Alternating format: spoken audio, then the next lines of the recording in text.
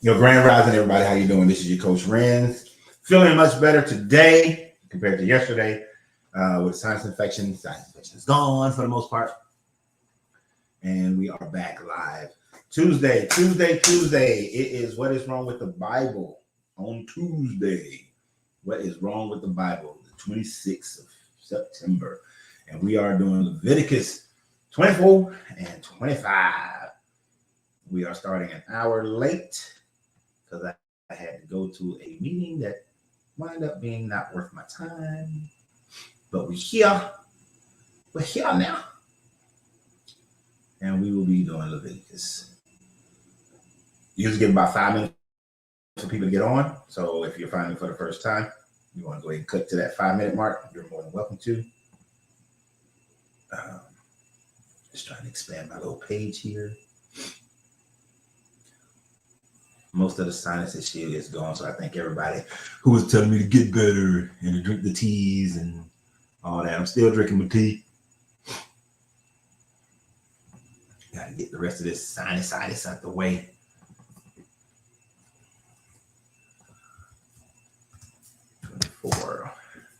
How's everybody doing? Spiritual Rising, Grand Rising to you. How you doing?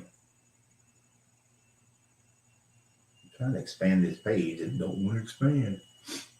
As we continue to grow in this channel, we look to get bigger and drink the Kool-Aid. No. I had a little sinus issue yesterday, so I'm drinking some tea.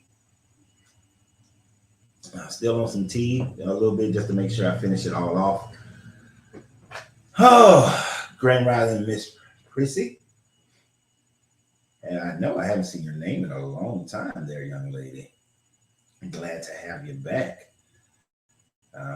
If you've been missing any of these series, any of this series of What's Wrong with the Bible, you can always go back, and especially on YouTube, on my YouTube page, there's a playlist on my channel, which is my name, Lorenzo Reed, at YouTube, and you put that in the comments. You go to the playlist, and you can see Genesis all the way up to Genesis, Exodus, and Leviticus.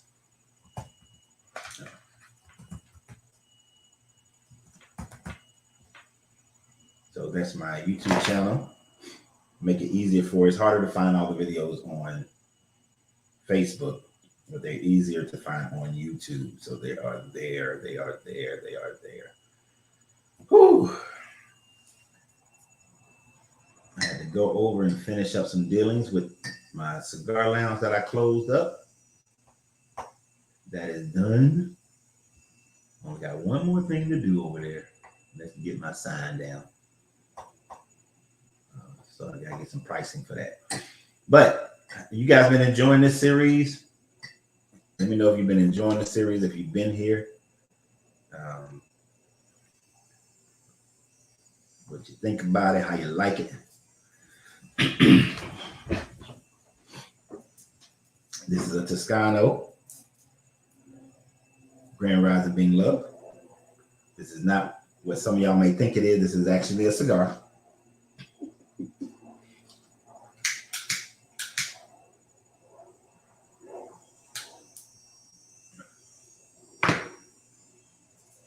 I got to tell you, going over there to where my cigar lounge was and shutting it down and selling cigars the way I do them now,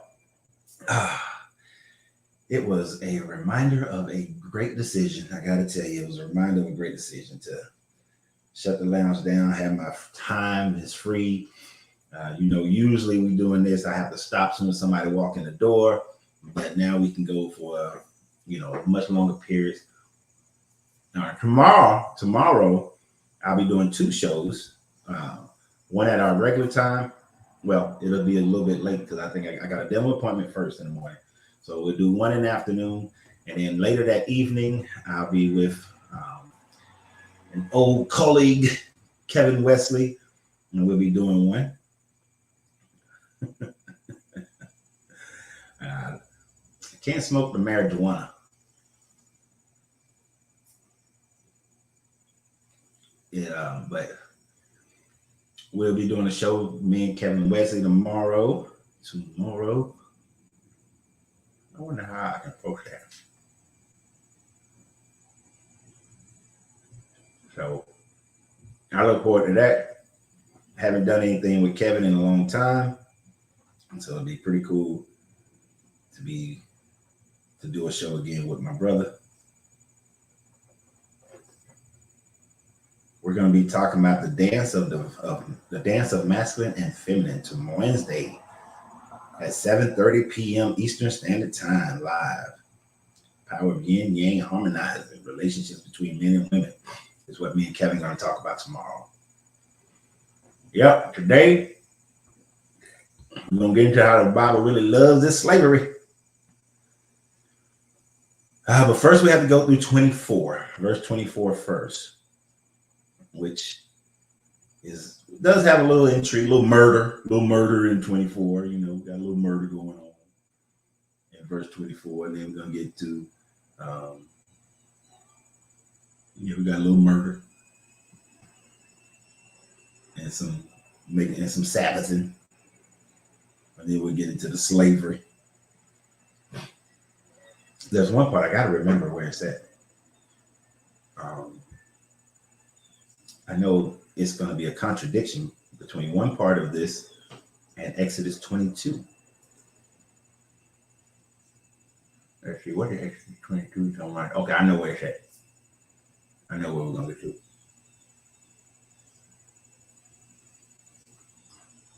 You know, if you like my coaching, if you're looking to get through you need some life coaching, or you want to work through a business, or you want to get better at understanding your own pathway of spirituality, just go to my website, coachrenz.com. Got different programs for coaching that you can participate in. I'm drinking Coca-Cola and tea. I had to grab this because I was thirsty as hell when I was leaving. That was on time fine. And you could use a slave or two. I'm a single father. I need one slave for the household chores, and I can't keep up with, and a slave to get a career so I can be a 2-income household. Hey, spiritual born, you do some polygamy. How about that? That would be a much better situation. Now, the polygamy, man, hey, you have a wife that stays at the house, and then you have a wife that also works with you. Y'all both go out and work. You got 2 checks coming in. You got somebody who's taking care of the house, and it's a loving, nurturing situation where y'all are building family. The children will have love coming from 3 different adults, 3 different parents, and everything's in one household. I am a big advocate for polygamy. I think polygamy will be one of the biggest financial booms for the Black community in America, especially. And polyamory is cool, but that's just having a girlfriend. That doesn't have the financial part. That could probably actually wind up costing you more money financially with polyamory. With polygamy, everybody is golden for the same household. Let me move this microphone a little bit closer so I don't have to talk as loud. All right, so let's get started on our subject matter of today. Then when we're done with this, then if we talk about anything else, we'll be very much open to talk about anything else. So we're going to start with Leviticus 24 is where we left off from Leviticus 23, where we went over a whole bunch of holiday rules and talked about different holidays that they have to keep. And all these things are just to praise this God, because this deity is so insecure that it needs prayer. It needs praising all the time. As I said 100 times before, if a deity requires praise, needs praise, requires these praises, then it is not the deity to be worshipped, or any deity to be worshipped. It is a very human-like deity.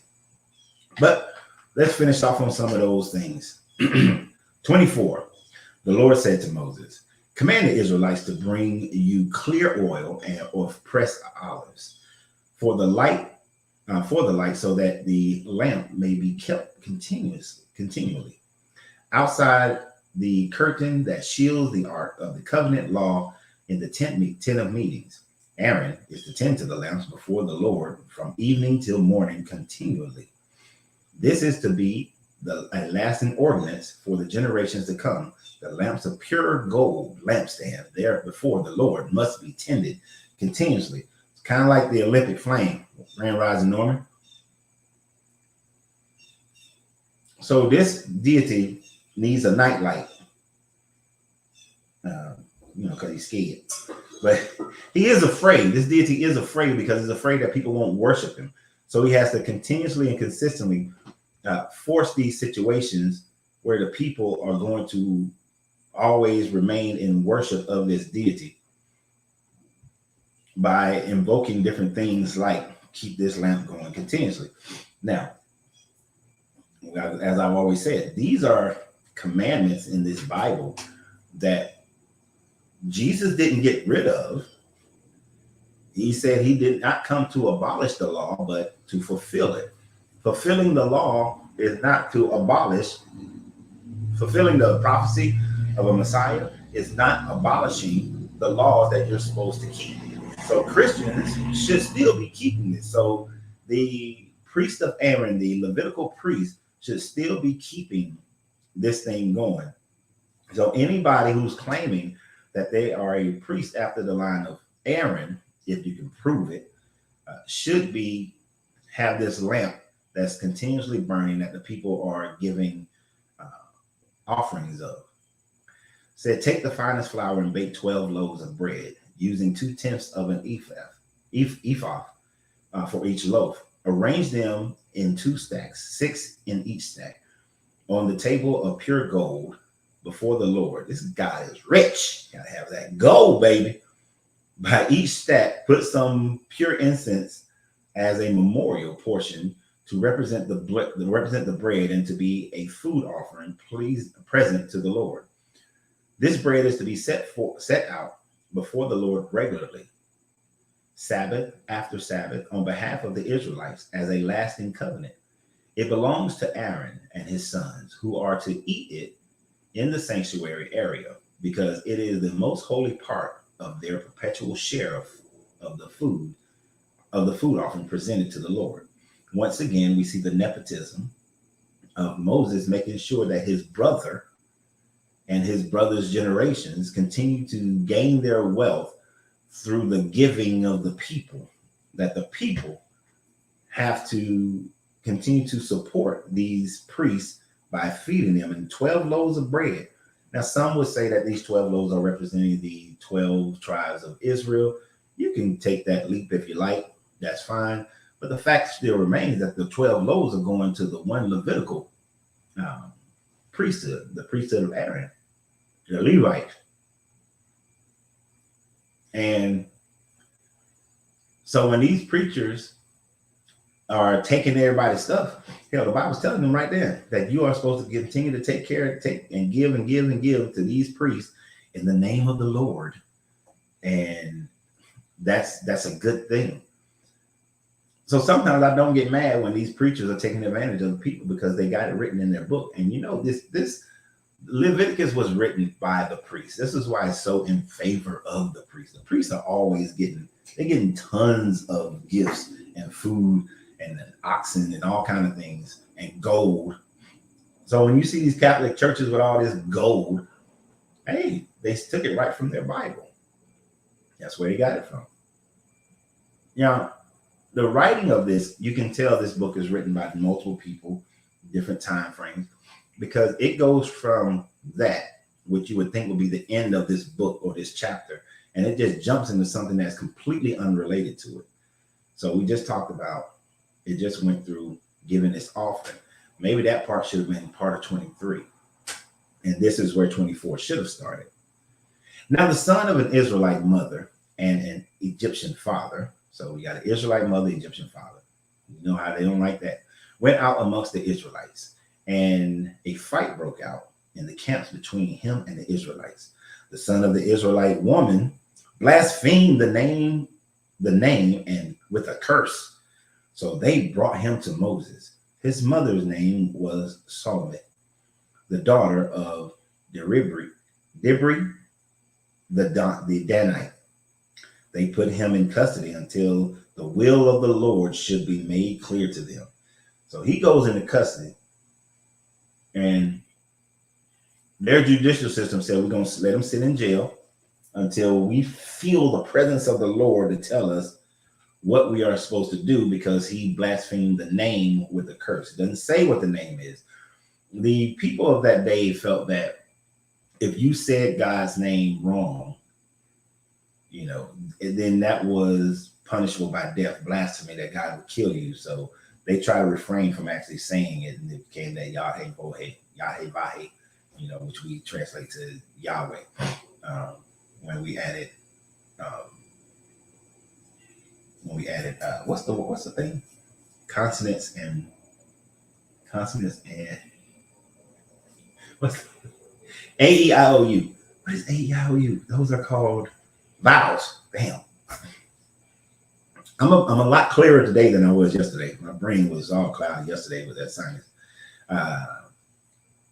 So Yahweh is with vowels in it, but Yod-Heh Vahe, and if you said it wrong, then that was considered you was in blasphemy, you was cursing. So he cursed, he said the name, blasphemed the name with a curse. It could be that he said it incorrectly, or, you know, he could have said, Yahweh be damned, Yod-Heh Vahe damn you. We don't actually know, but they claim he was a curse, and they put him in custody. Then the Lord said to Moses, take the blasphemer outside the camp. All those who heard him are to lay their hands on his head, and the entire assembly is to stone him. Say to the Israelite, anyone who curses their God will be held responsible. Anyone who blasphemes the name of the Lord will be put to death. The entire assembly must stone them, whether foreigner or native born. When they blaspheme the name, they are to be put to death. You know, for a God that says thou shalt not kill, he sure got a lot of times to kill him. And to continue, anyone who takes the life. Okay, wait. So he curses, kill him. Everybody get around, stone this man. And it says the entire assembly. Now, most scholars, so-called scholars, are going to say that they was only talking about the men. That, you know, the women and the children were excluded from these types of things, mainly because they're not important. But only the men got around, and they stoned this person until he died. That's cruel. Anyone who takes the life of a human being is to be put to death. Anyone who takes the life of someone's animal must make restitution, life for life. Anyone who injures their neighbor is to be injured in the same manner. Fracture for fracture, eye for eye, tooth for tooth. The one who has inflicted the injury must suffer the same injury. Whoever kills an animal must make restitution, but whoever kills a human being must be put to death. You already said that. It's like they going, well, we took 17 and 18, then we just reversed them, and then said it again, but different. You are to have the same law for the foreigners and the native born. I am the God, your Lord. Then Moses spoke to the Israelites, and they took the blasphemer outside the camp and stoned him. The Israelites did as the Lord had commanded Moses. So here, there's a contradiction. Now, first of all, before we go to the contradiction, let's look at the fact. These are taken from the Code of Hammurabi. These are what the Babylonian laws had already had in place, as far as when you take the life of a human, then you're to be put to death, the death penalty. Anyone who takes someone's animal must make restitution, a life for a life, meaning in the Hammurabi Code of Babylonians, if I killed your oxen, I have to give you my oxen. If you break my arm, if you break someone's arm, then they break yours. They take out somebody's eye, you take out theirs. We all know that one, but the same injury. So if Christians actually follow this, then somebody who molested someone should then be molested themselves. Anyone who kills someone should be killed. Anyone who steals from someone should be stolen from. Their possessions should be taken. So this is somewhat of the golden rule: do unto others as you would have them do unto you, but just in the punishment version of it. But there was somewhat of a contradiction when you look at 17, where it says anyone who takes a life, no, not 17, anyone who takes 18, anyone who takes the life of an animal must make restitution. And it further explains what that, that restitution is: a life for life, right? So that would be, I take your oxen, I kill your oxen, you give me your oxen. It's reiterated again. But whoever kills an animal must make restitution, but whoever kills a human must be put to death, in 21.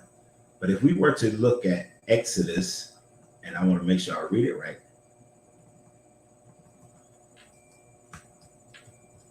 Exodus 22.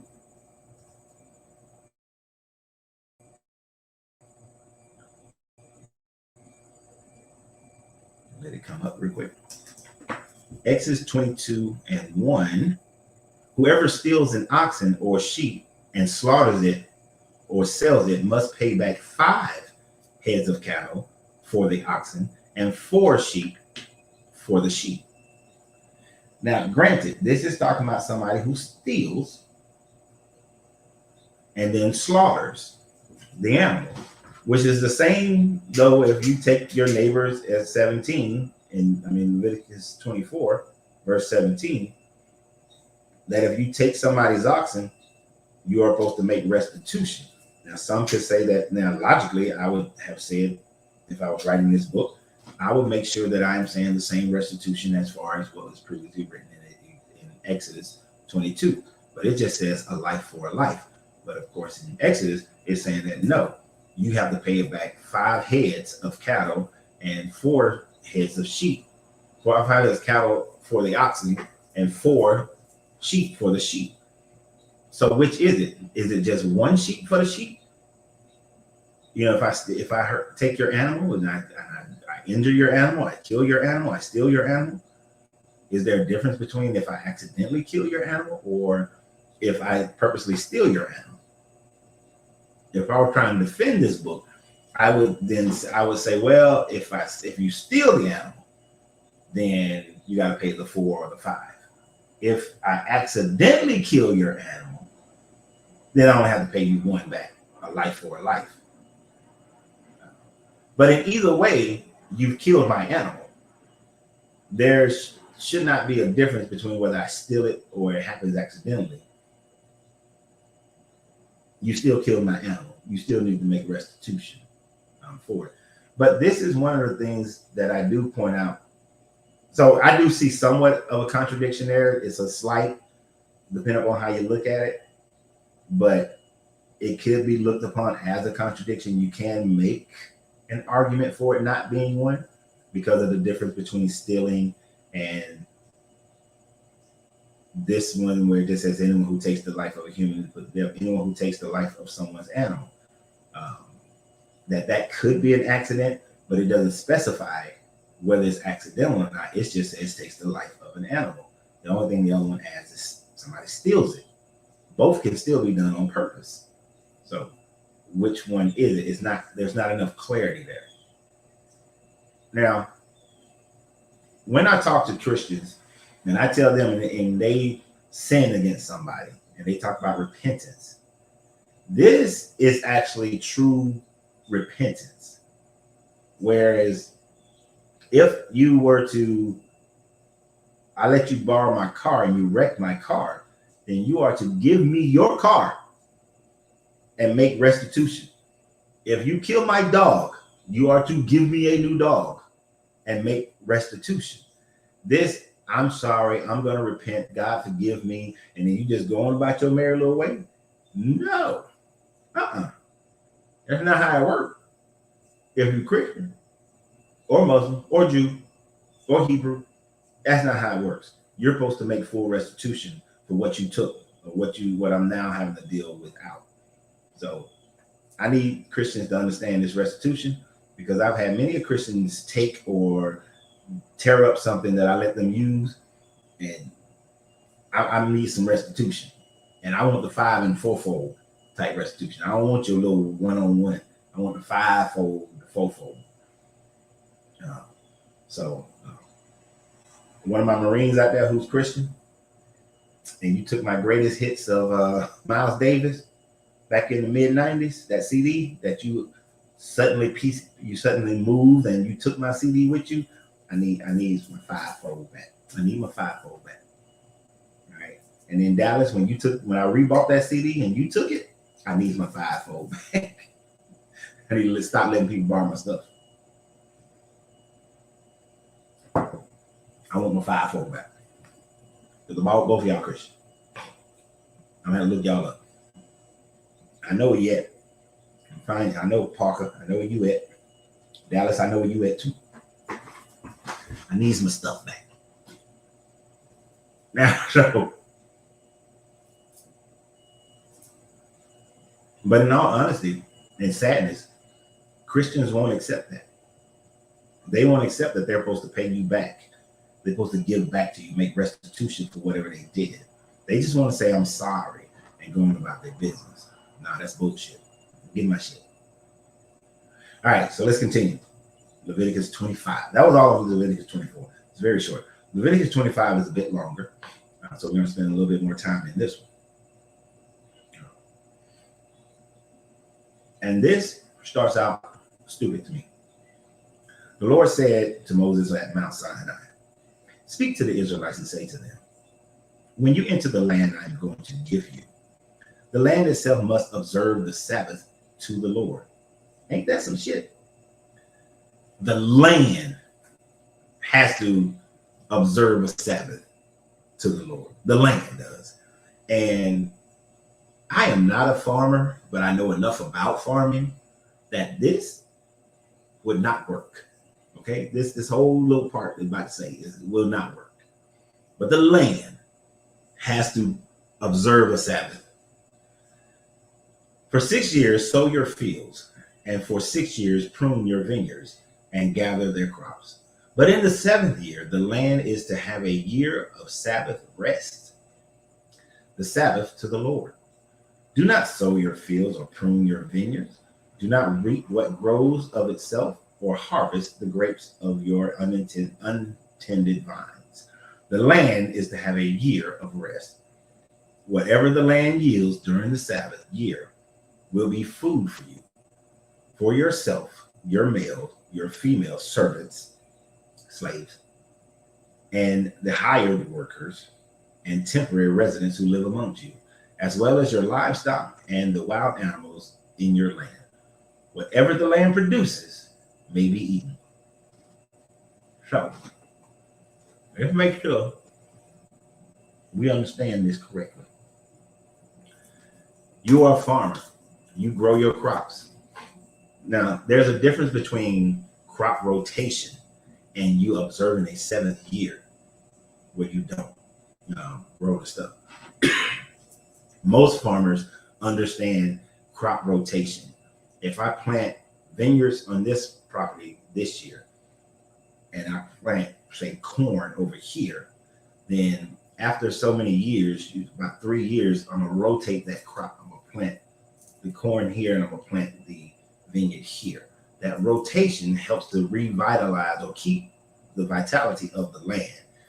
You can make a case that if you just let it grow, let it die, let the grapes fall off, let the corn fall off, let it die into the dirt, it'll help revitalize the land. That will work as well.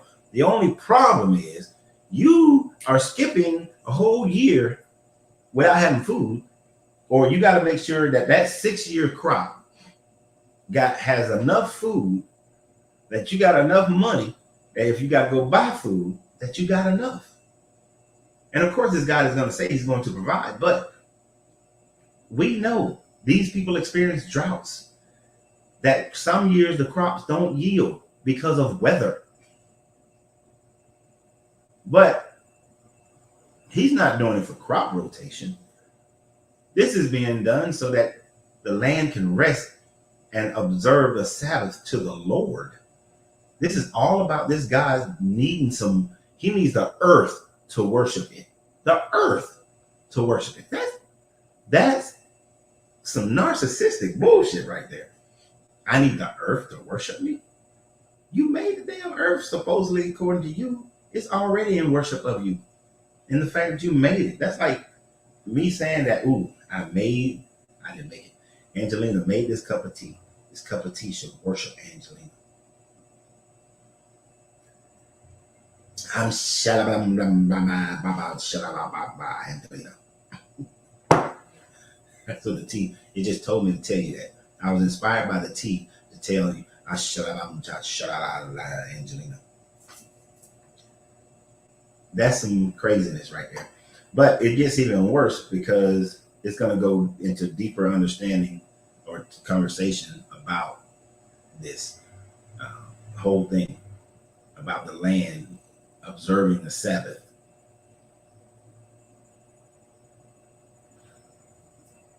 So to continue, count off 7 Sabbath years, 7 times 7. So that's 49. So that the 7 Sabbath year amounts to a period of 49 years. Then have a trumpet sound everywhere on the 10th day of the 7th month of the Day of Atonement. Sound the trumpet throughout the land. Consecrate the 15th year and proclaim liberty throughout the land to all its inhabitants. It shall be a jubilee for you. Each of you is to return to your family's property and to your own land. The 15th year shall be a jubilee for you. Do not sow and do not reap what grows of itself or harvest the untended vines, for it is a jubilee and is to be holy for you. Eat only what is taken directly from the fields. In this year of jubilee, everyone is to return to their own property. So every 50th year jubilee, but also every 15th year jubilee, because 7 times 7, 14, 15 jubilee. So you got these years where you're not going to take from this land. You're not going to prune, just let it be there. But then it does keep saying, only take what's going directly from the field, but you'll return to your own property. It gets a little bit more convoluted here. If you sell land to any of your own people or buy land from them, do not take advantage of each other. You are to buy from your own people on the basis of the number of years since the Jubilee, and they are to sell to you on the basis of the manner of years left for harvesting crops. When the years are many, you are to increase the price. When the years are few, you are to decrease the price, because what is really being sold to you is the number of crops. Do not take advantage of each other, but fear your God, for I am your Lord. So he has to remind these people that y'all ain't supposed to take advantage of each other. With each other, you're supposed to be a square deal. That kind of implicates take advantage of other people. Now, I know that part plays into stereotypes. We actually have a slang for that. I'm not going to use it, but when somebody takes advantage of you in a financial deal, you know what the term that people like to use for that, to describe that, because they were instructed. The only people that you don't take advantage of is your own people. You can take advantage of everybody else. And then you do it for the value of the crops, not the value of the land. But let's continue. Follow my decrees and be careful to obey my laws, and you will live safely in the land. Then the land will yield its fruit, and you will eat your fill and live there in safety. You may ask, what will we eat in the 7th year if we do not plant or harvest our crops? I will send you such a blessing in the 6th year that the land will yield enough for 3 years. While you plant during the 8th year, you will eat from the old crops and will continue to eat from it until the harvest of the 9th year comes. Grand Rising, Denise. So he's claiming that in the 6th year, as long as you, and this is a good out, as long as you are obedient to my laws and my rules, then in the 6th year, I'm going to give you a bounty that's going to support you and keep you for 3 years. That way you can have the 7th year of Jubilee, the 8th year of planting, and then harvest and have food for the 9th year.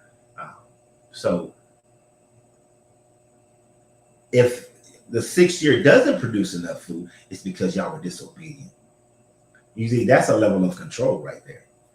If the 6 years is huge crops, hey, y'all doing good. Y'all obeying the Lord. Y'all doing everything right. See how the Lord treats y'all when y'all give the Levites all y'all shit and y'all are obedient to whatever the hell I say as the pastor. But in that 6 year, if you don't get it, y'all have not been right with the Lord. Y'all have not been serving right. Y'all been doing wicked things, having wicked thoughts. You can use that every 6 year. Every 6 year that can be used to exert more control over the people. Every time. But it's going to get a little deeper. Now, the land must not be sold permanently because the land is mine and you reside in my land as foreigners and strangers.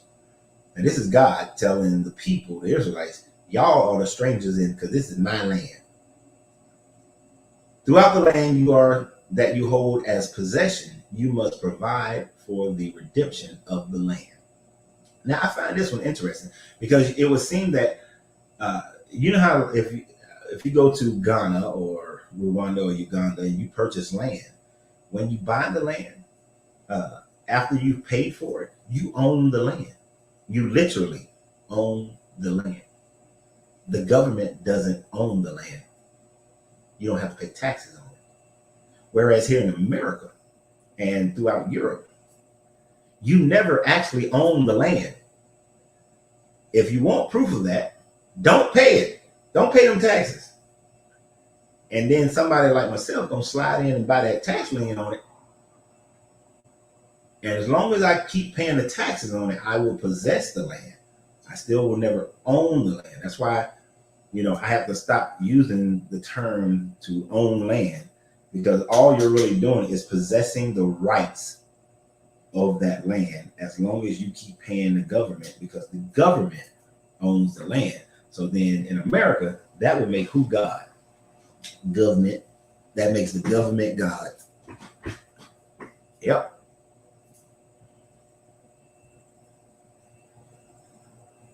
And you have to provide for the redemption. Maybe that's where they got the whole. In Georgia, you have to wait a year before you can take possession of the land, so that you can redeem it. And if you look at your mortgage paperwork, it talks about you taking possession. If you look at any lease, you're taking possession. You're not owning jack shit. So this is where the Christians get it from. Instead of you owning land, you just are taking possession of the land, because God owns all the land. If one of your fellow Israelites become poor and sells some of their property, their nearest relative is to come and redeem what they have sold. If, however, there is no one to redeem it for them, but later on they prosper and acquire sufficient means to redeem it themselves, they are to determine the value of the years since they sold it and refund the balance to the one to whom they sold it. They can then go back to their own property. So if you sell your land, somebody come, they buy it. Your family can come buy it. If your family can't buy it, but you make enough money, you can come back and buy it. All right. And you're just refunding the balance to the one who you sold it to.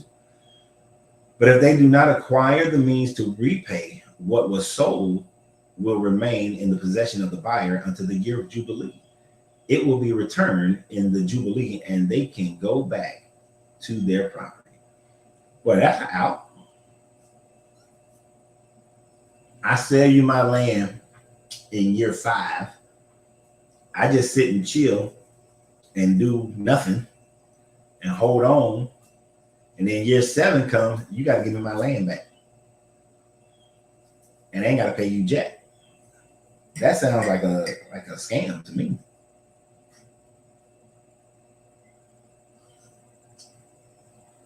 That's one thing I hate about ownership here. You never really flat out own anything. Even if you own your car, you still have to pay for registration. Right? You don't own your car.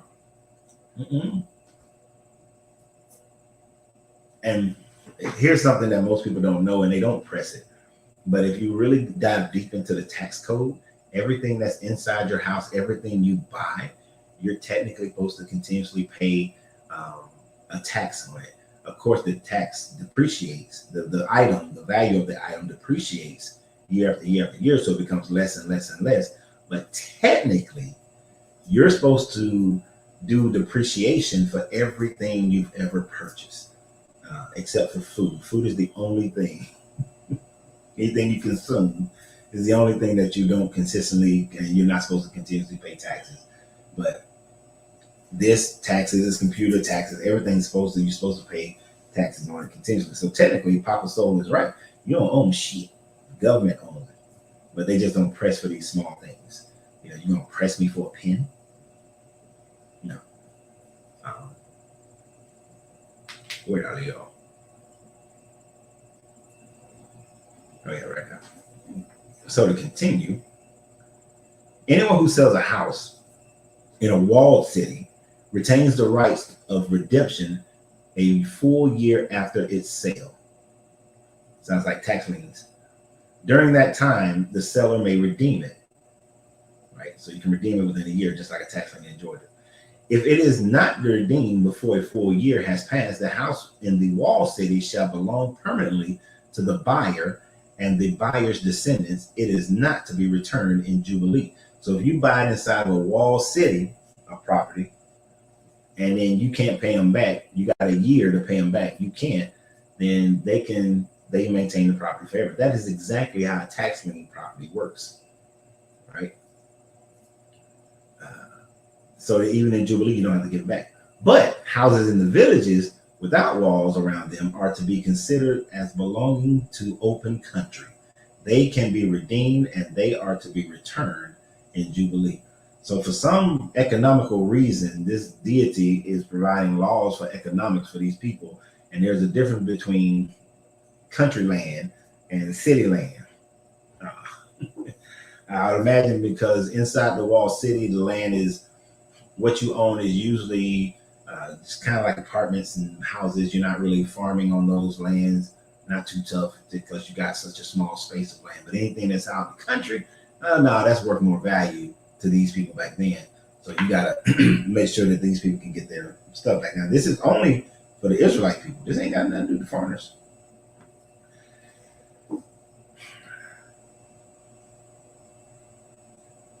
Question, T-Slaw, are you using an iPhone or Android? I'm asking for a reason because whatever you put on there, it doesn't show up. And I think it might be iPhone users. Their little emojis and stuff don't show up. But I'm just curious. T-Slaw. So continue, 32. Verse 32. Yep, I figured that's what me and Angelina was figuring. iPhone, some of y'all emojis or picture things don't show up. So like whatever that is, it didn't show up. So the Levites, 32, the Levites always have the right to redeem their house in the Levitical towns, which they possess. So the property of the Levites is redeemable. That is a house sold in any town they hold and is to be returned to in the Jubilee because the house in the towns of the Levites are their property among the Israelites. But the pastoral lands belonging in their towns must not be sold. It is a permanent possession. Again, making sure the nepotism is there and Aaron's brothers' family still get their stuff. If any of you fellow Israelites become poor and are unable to support themselves among your people, among you, help them as you would a foreigner and stranger, so they can continue to live among you. Do not take interest or any profit from them, but fear your God so that they may continue to live among you. You must not lend them money at interest or sell them food at profit. I am the Lord your God who brought you out of Egypt to give you the land of Canaan and to be your God. So, Levites get to keep their shit, all their stuff. Oh, it's Terrence from Gary. Oh, cool. What's up, man?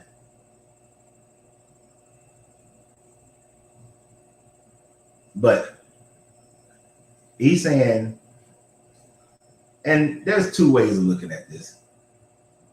If you are a good God, if you are a person, and one of your people become poor, you're going to sell them things at cost. So if it costs me, $1.50 to make a hamburger, I shouldn't sell it to you for, $8 so that I can make a profit and continue to keep the lights on and all that stuff. To the poor people, I should sell it to them at cost. That's a good thing. You know what's an even better thing? Just give it to them. If I have it to give, why don't I just give it to them? Now, if I don't have it to give, hey man, you at least got to cover my costs. But he didn't say anything about just giving it to them. No. Can't just give it to them. Now, when they came out of Egypt, he wanted to remind them that he brought them out of Egypt. He forced the will of the Egyptian women to give their gold to the Israelites when they were leaving. He took away their freedom of choice, as we see this deity does so often, to take away people's freedom of choice, because there is no free will according to in this book.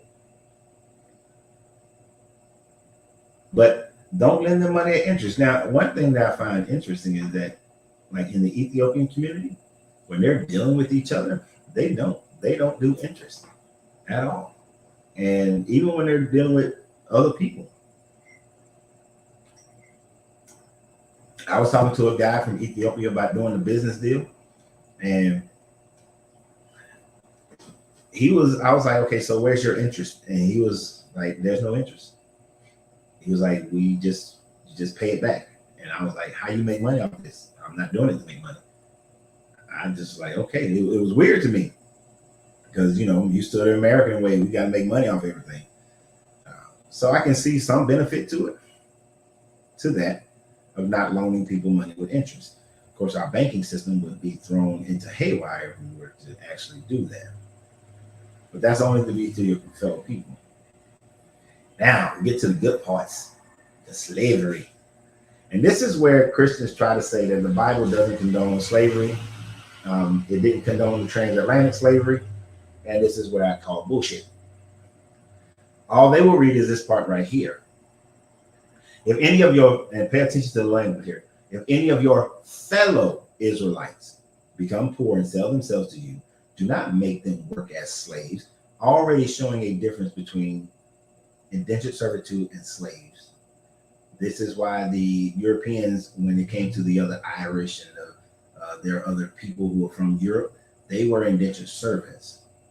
But we're going to get to how they took our ancestors, whether they were indigenous or from Africa, and made them slaves. They are to be treated as hired workers or temporary residents among you. They are to work for you until the year of Jubilee. Then they and their children are to be released, and they will go back to their own clans and to the property of their ancestors, because the Israelites are my servants, whom I brought out of Egypt, and they must not be sold as slaves. Do not rule over them ruthlessly, but fear your God. This is only talking about people of your own kind. This has nothing to do with Europeans towards indigenous people or African people. This is only talking about people within their own group. So the French, let's look at Great Britain. So a lot of people from Scotland, Ireland, Wales, they came to the Americas as indentured servants. They worked for 7 years and then they were set free. They paid back as much as they could. They made wages. They lived in their own houses, things of that nature, if they could afford it. They were set free after 7 years. Peace, John. And that's what they followed in order to do that, and do not rule over them ruthlessly. Now, they didn't. Sometimes they beat the shit out of especially the Irish. They treat the Irish like shit. They treat the Italians that way too. But nothing like how they treated the indigenous Americans and the Africans. Your male and female slaves are to come from. How do they deny that the Bible is okay with slavery? This is God talking. This is their God talking. Your male and female slaves are to come from the nations around you. From them, you may buy slaves. You may also buy some of the temporary residents living among you and members of their clan born in your country, and they will become your property. So you can go get slaves from other countries, and you can get slaves from those who are living amongst you who are not of your people. You can bequeath them to your children as inherited property and can make them slaves for life, but you must not rule over your fellow Israelites ruthlessly. So the transatlantic slave trade, the trans-Sahara slave trade, the African European slave trade, the European Indian slave trade. These were all legal according to the Bible. These was all justified according to this God, because you have people taking other people not of their own clan and making them into slaves. So this was fine. When they say this Bible, this God does not endorse slavery. This is why Jesus didn't go against slavery. He on the same road. He thought it was okay. So when they say that this Bible doesn't support slavery, it's bullshit. And some go to say, well, because they already had slaves and God knew that they won't have slaves, he just made rules for them on how to deal with their slaves. How about if this guy can be like, no mixed linen, keep my lamp lit forever, kill a motherfucker who blaspheme against my name. He can be very direct about everything else. Oh, but slaves, let y'all have y'all slaves. I'm just gonna make some rules, even though I don't think it's right. No, this joker thought it was right to have slaves. That's why they cannot argue against Leviticus 25. They cannot, because it is clear and concise as to this is this deity saying that this is how you get your slaves. So let's continue.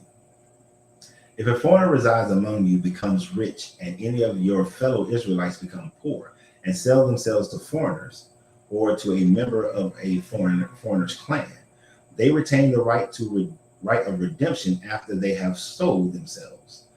One of their relatives may redeem them. An uncle or cousin or any blood relative of their clan may redeem them, or if they prosper, they may redeem themselves. They and their buyers are to count the times from the year they are sold themselves up until the year of Jubilee. The price of their release is to be based on the rate paid to the hired worker for that number of years. If many years remain, they must pay for the redemption, a larger share of the price paid for them. If only a few years remain until the year of Jubilee, they are to compute that and to pay the redemption accordingly. They are to be treated as workers hired from year to year. You must see to it that those to whom they owe service do not rule over them ruthlessly. So, basically, if a foreigner comes into their land, is wealthy, and buys a Israelite as a slave, they got rights. The Israelite slave got rights. The Israelite slave cannot be treated ruthlessly. The Israelite slave must be freed at the year of Jubilee. Can you imagine if you were an African or an American in London, you buy up some London slaves, your neighbor got some African slaves, the year of Jubilee, you got to give up your English slaves while the English dude next door gets to keep his African slaves. That is some biased ass bullshit. And this would, and those laws existed in the Americas. So when you had those first slaves who were able to buy their freedom, most of the time they would buy back their own family members, or they would buy other black slaves. Now, granted, they were buying them back so they can have their family, they can have their friends, they can help each other out. But on the rule of law, they got to keep them forever. They could keep them forever. They get them papers and let them be free. But it is mandated that you cannot keep these people as slaves.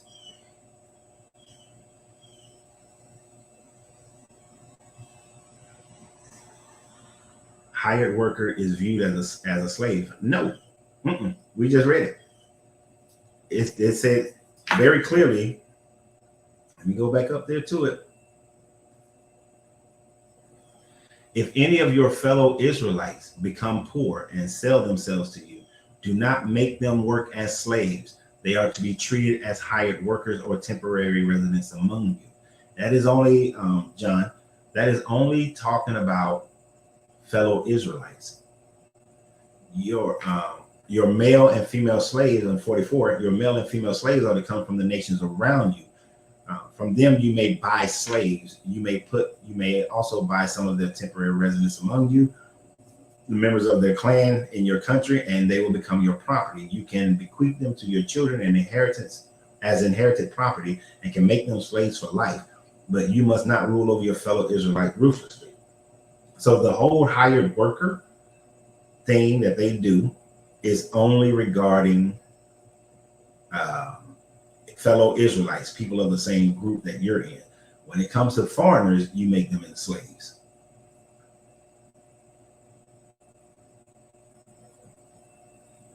So slaves are not hired workers, not even slightly. Slaves are slaves as long as they're foreigners. Hired workers are only the ones that come from your clan. I heard that there's no real income tax law. An attorney was asking people to find it. There really isn't. Well, there's an income tax law only during time frames of war, which is why we fly our wartime flag all the time. That way the government can impose income taxes. Yeah, Christians and Papa, so you're right. Christians don't like dealing with the Old Testament. What do you think about Ghana's president asking the West for reparations for slavery? I think he should. I think that they should be paying for reparations. And to be clear, he's not asking for reparations for, if I my understanding of it, not for people who are here.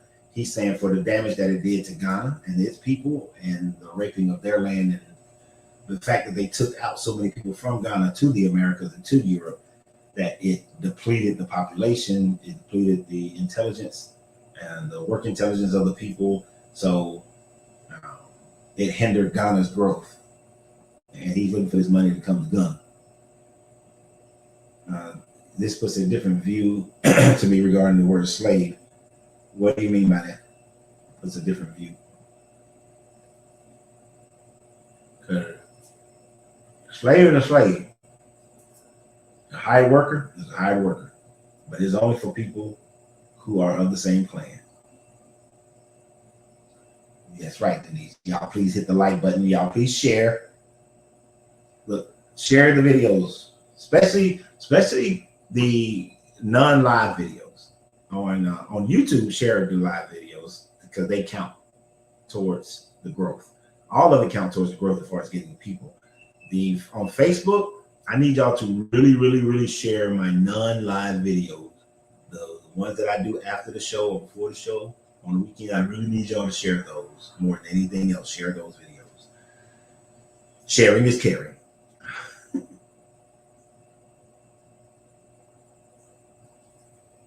So, and to finish off this chapter with 54, even if someone is not redeemed in any of these ways, they and their children are to be released in the year of Jubilee. For the Israelites belong to me as servants. They are my servants, whom I brought out of Egypt. I am the Lord your God. So that finishes off today's reading. But there's absolutely no way around it that this God, my head is all crooked. That this God is in favor of slavery. He's in favor of slavery, but he's only in favor of slavery of people who are not in your clan. So when I have heard certain groups of Hebrew Israelites say that when they get in charge, they can make Caucasians into their slaves, technically by their Bible, they're correct. they can make Caucasian slaves because they're not of their own clan. So you're not the same people. And it breaks it down as far as clans.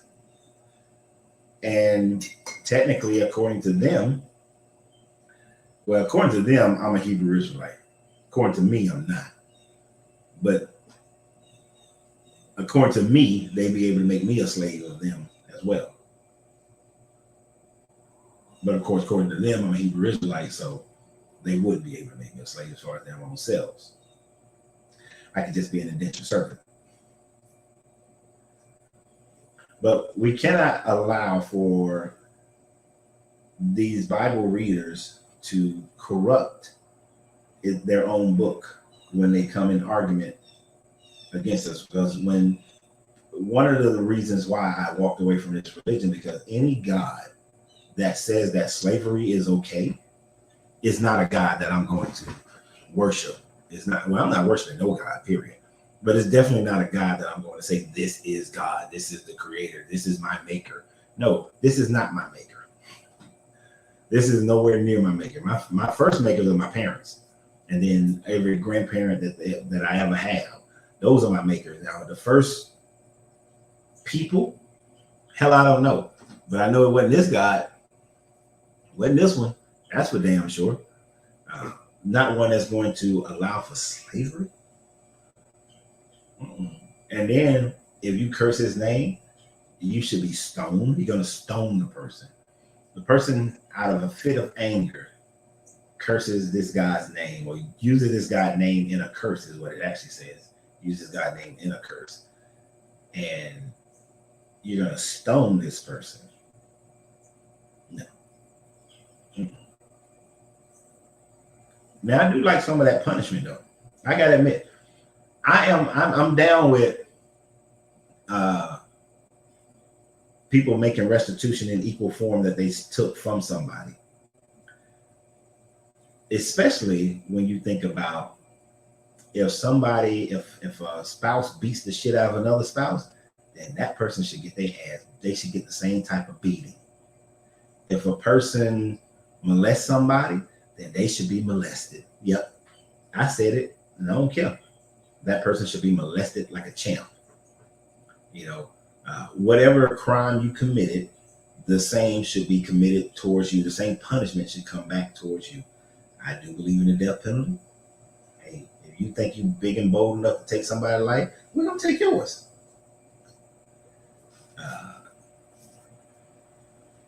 Is that going to stop all those things? Nah, it's not going to stop it. Could it diminish it, though? Would it diminish it? I think it would diminish it. I think there are some people out there, I think the majority of people, who have committed certain acts, if they knew that if they ever got caught, that they would be subject to the same act. I think they should. It kind of reminds me, y'all know I love my movies, right?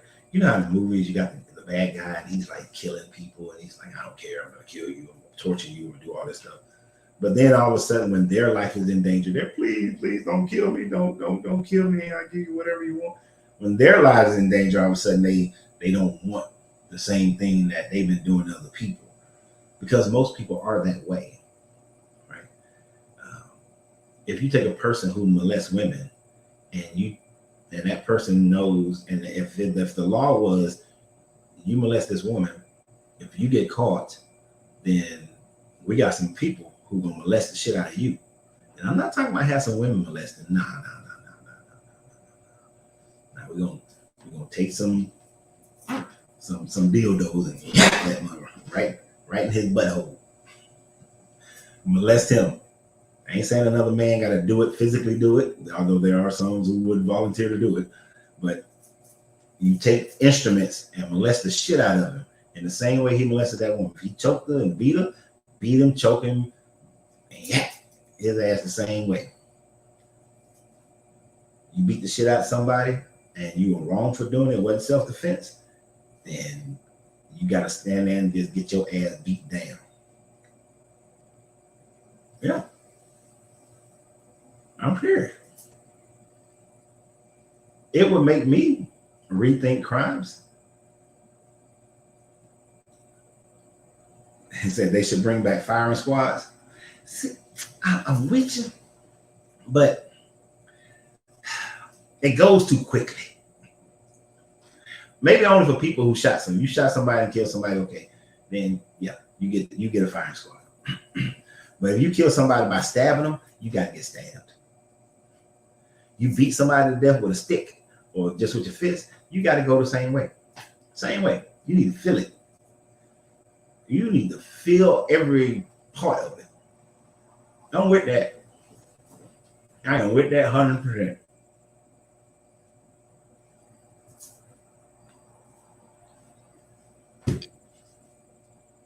You're 50-50. I've heard this one, and I can get down with this one. I'm 50-50 with the death penalty. I would lean more towards letting the family have vengeance versus letting the government do it. I can get down with that. I can. I'm just telling you though, I'm of the sevenfold party.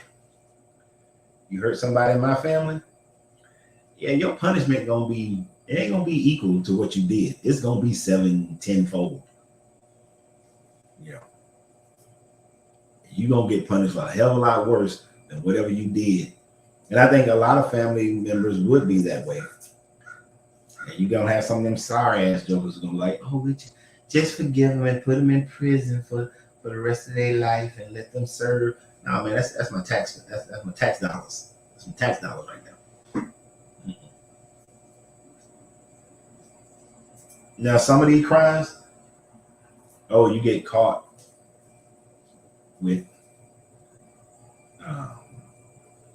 some drugs, and then being in jail. Oh, we're gonna give you 7 years in jail or 3 years in jail. I mean, you just got them. Now, if you selling them, who do you sell them to? Did you sell them to some adults? If you sold them to some adults, you sold them to some kids. Now your ass going. You need to catch some beat downs. Grand Riding Hill, like, yeah, some families are too soft. So,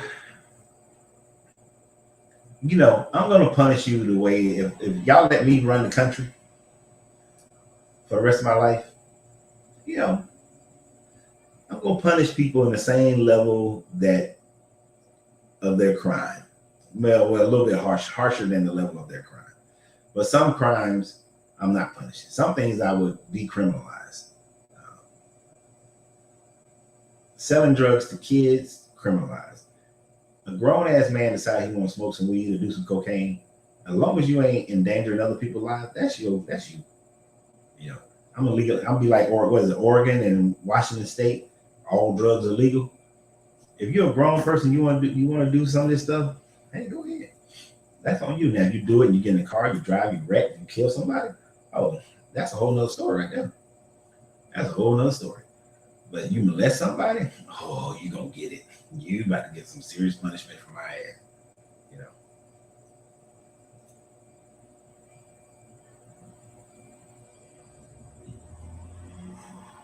That's right, swift vengeance. If molesting was predominantly done by blacks, the Western law would be more severe. Oh, most assuredly. Whenever we do find a black person that somebody did that, they do punish black people more severely than they do white people, the Caucasians. We get punished for drugs.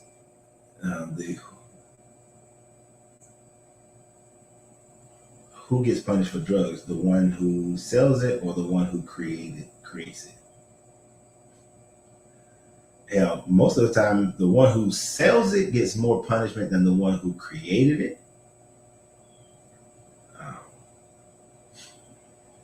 The one who sells it gets punished usually more than the one who creates it. It's harder to get the ones who created it. Okay, these people, they ain't dumb. If I'm creating it in Bolivia, and then somebody else, like Angelina got me watching Queen of the South right now. the dude in Bolivia, he's not getting punished by the Americans. The ones who are transporting it, they know the ones, they got their stuff all in paperwork. It's hard to catch them, figure out who it is. So the DEA tries to stop the warehouses that are in America, the people who are selling it, the distributor and the street person. Figuring if they cut off the street person, cut off the distributor, they can cut off the whole thing, but it doesn't work that way. You got to cut off the source of supply if you want something to stop. You got to go to the root. You can't do it at the fruit level. I mean, you might want to try to get all of it, but the fruit level, no. So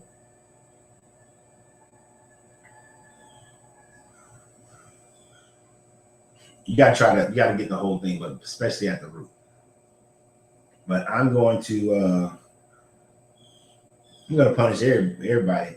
But a lot of this stuff I'm gonna decriminalize.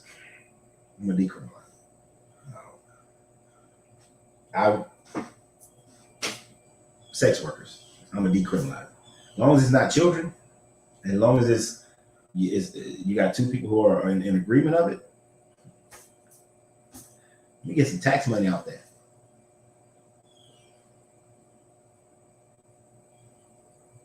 The created should get the most, but they usually don't. But yeah, but like sex working, that's going to be decriminalized. Most drugs are going to be decriminalized in most situations, because maybe we put you put more oversight on it. Mm-hmm. It should be legal. And what else would I decriminalize? Those are like my two big ones I would decriminalize drastically. Sex work, and just as long as it's not kids and as long as it's not forced, I'm decriminalizing all that. And I'm finna tax the hell out of it too. I ain't gonna tax the hell out of it. It's gonna be a fair tax to it. I'm gonna tax it. I'm gonna make some money off of it. Gambling, I decriminalize it in the states where it's illegal. If you want to waste your money, you go ahead. If you can't see gambling as just an entertainment thing, but you're trying to, and you ain't good enough to live off of it, that's your fault. You lose your house, you lose your car, you lose your job, that's your fault. And I'm not providing no restitution for it. We have some gambling addiction places, but oh, you lost your house because you gambled away your money? Too bad.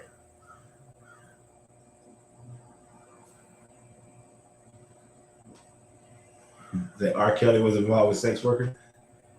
Yeah, but see, it's the children part. If you not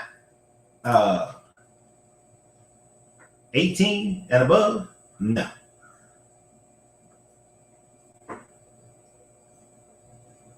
Said Marcus, I've been out open up any brothels. Well, hell, if I move to Las Vegas, Nevada. Move to Las Vegas, I am. Why you playing, Marcus? I was talking to some guys some months back, and I said, look, why don't I get you guys in shape, teach you guys some etiquette, get you some books to read so that your mind is more well-rounded, sort of thing. And I'm gonna pimp you dudes. I'm gonna set up a gigolo ring, and I'm gonna run the pimp. I'm gonna be your pimp. And y'all gonna go out there and go on dates with these women, because here in Atlanta there's a lot of women who require escorts, and that number is growing. So I was trying to get these dudes to understand they can make some money. Now anything y'all do extra, I'm just providing the service for y'all to escort them to conferences, to dinners, to corporate events, or just a night out because they want to go to this museum or go see this show or whatever, But I need these guys to get more cultured, so they can go to the symphony and appreciate it. They can go to the opera and appreciate it. I'm trying to work them out.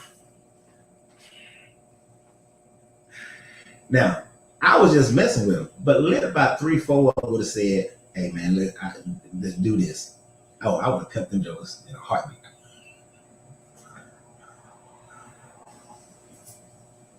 All of them working. Actually, and it's a joke, and it was a joke with one guy in the lounge. Uh, Me and Angelina used to tell him, "Hey man, we can get you to work, man. From her, that's $500. We just want our cut, our 40%. That's 1,000. She want $1,000 day night. She wants you for 4 hours. That's $1,000. You know, we just need our cut."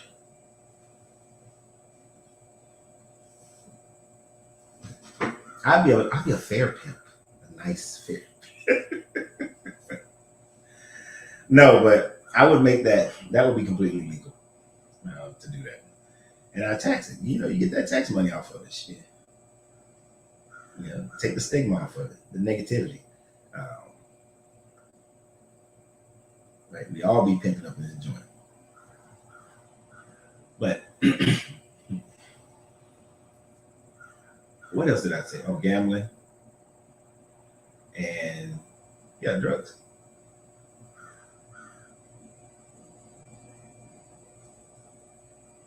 You can be a fair pimp. I'm not trying to take all your money. See, Marcus, I don't know what you look like, Marcus, but I ain't gonna take all your money, man. I set you up on somebody who wants you for a weekend, a whole weekend, man. That's like $5,000 for you to be with them for the whole weekend. I'm just like on a weekend joint, 30%. I'm good. I just want 1,500 out of the 5,000 that I set you up on. Now, if she wants some of your ping ping and y'all negotiate pricing for your ping ping, that's on y'all. I ain't taking none of that. So you get an extra 1, 2 on the ping ping nights. That's on you. But I just get my 15. So let's say you give some ping ping. You charge her extra grand for the ping ping. Right? So, you I get my 15%, my 30% rather. So that's 1,500 out there, one there.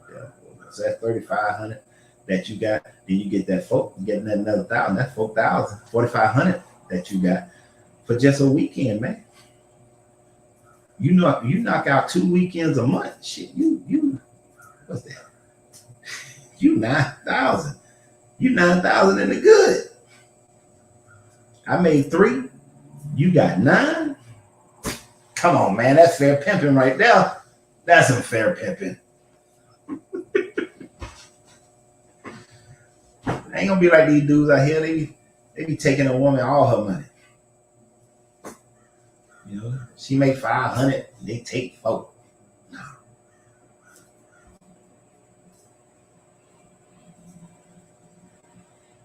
It's like YouTube. YouTube be taking half your money. Ain't trying to take half. Just 30%. We good. Yeah, 30%.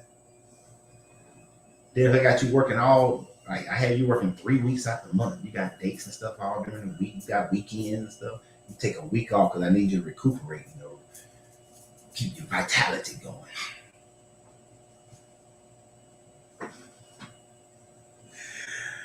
You good. I'm hooking you up, bro. You traveling. Get you one of those where she wants you to travel with her too. Man, you traveling all over the world, getting paid the whole time you there. She wants you for a whole week, like $14,000 for a whole week. 24/7 service. Going with her to a conference. Or she want to travel to Bali and she don't want to go by herself. So you go with her. And women do that. People do that, rather. I actually know of people, and they didn't do it in a pimp style, but escort style. But one young lady I knew, no, she travels a lot and she makes good money. She got 2 dudes that travel with her, not at the same time, but she pays for their entire trip because she don't want to go by herself. And yeah, she's in Georgia. I think she's still in Georgia. but she's in Georgia.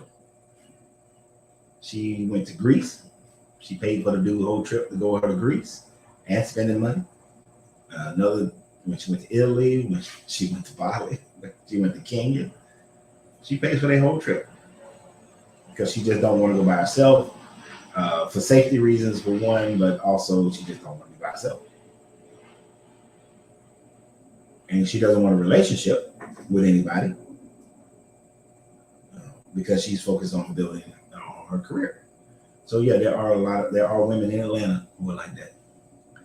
And then some bros, the Caucasian women in Atlanta. When I was a personal trainer, I was offered on many occasions, I was being offered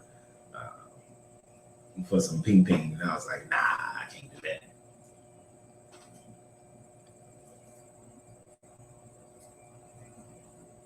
But I did have clients who were like, they wanted to go to this event or that event.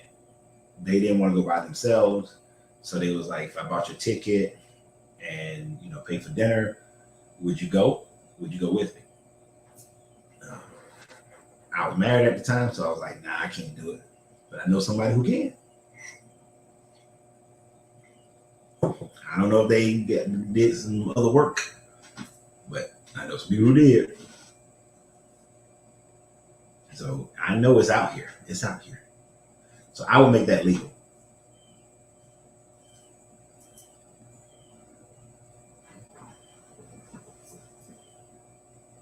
Not like this deity. This deity want to shame and criminalize, and you cuss my name, so I'm gonna kill you. This deity wants to kill everybody, but doing the same stuff that it winds up doing itself. He requires all these animal sacrifices.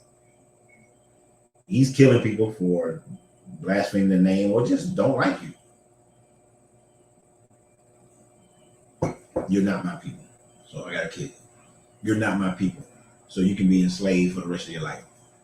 And actually, we're gonna get to it.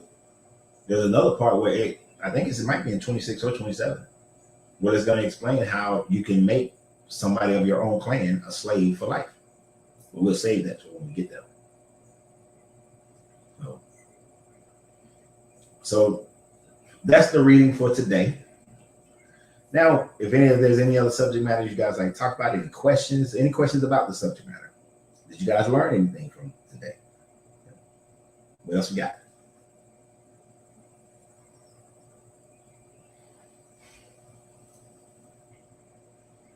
Got time for Q&A.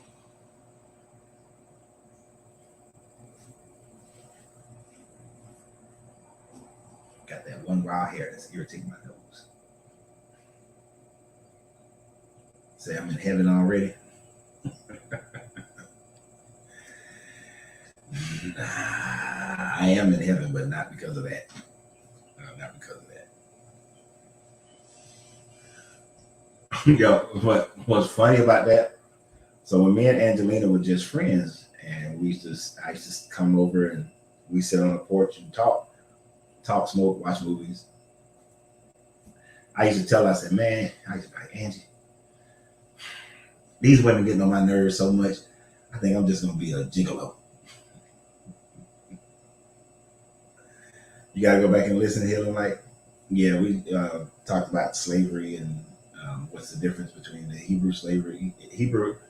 Israelite slavery and foreigner slavery, and why one is based on Jubilee and the other is based on one is indentured servitude and one is chattel slavery, because that's what it is, chattel slavery. We also talked about how debts are free during the year of Jubilee, and even the land must observe a Sabbath, which is ridiculous. So yeah, go back and check that out. But yep, I was so irritated with dating and relationships that I told Angelina, I'm sick of this. I'm gonna be a hoe. I'm gonna go be a gigolo though, because I wasn't gonna be a free hoe. I'm gonna pay for this because these people, this is irritating.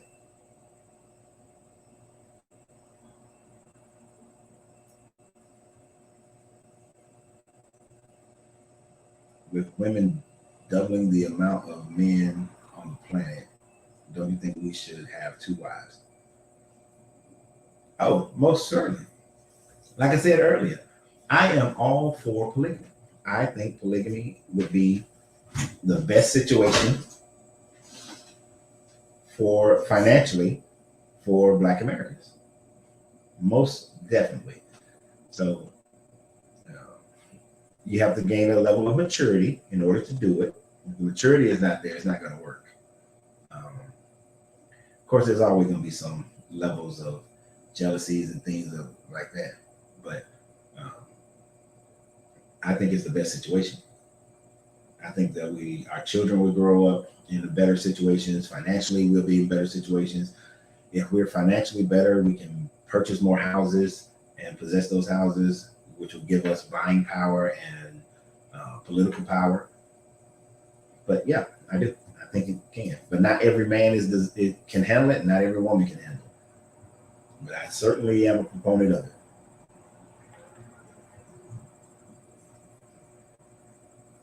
My question is back to Genesis. When they create stuff, they said it was good at the end of each. When did stuff become bad? We were told when Eve became bad. And that's when things became bad. According to this story, things became bad when Eve ate from the tree of knowledge of good and evil. But the fact that there was a tree of knowledge of good and evil and that it was created, then therefore that tree should have been considered good. But it was only good for it to be in existence and only for this deity and his little heavenly court to know it. But for man to know it was considered to be evil. And that's what allowed sin to come into the world, according to this story. So, and then everything was, of course, the majority of it was blamed on Eve, since she gave in to the serpent. But that is when evil supposedly came into the world. Everybody got to have their own bedrooms for it to work. It depends on the situation. I know polygamous families where everybody sleeps in the same bedroom because everyone engages with everyone intimately. But if everybody doesn't engage with everyone intimately, then yeah, everybody needs their own bedroom.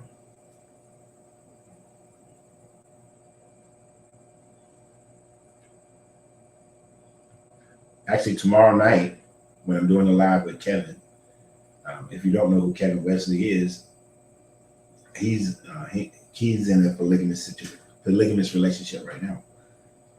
Been so for a number of years now. I think about 6-7 years. He's been in a polygamous life, and everybody has their own bedroom.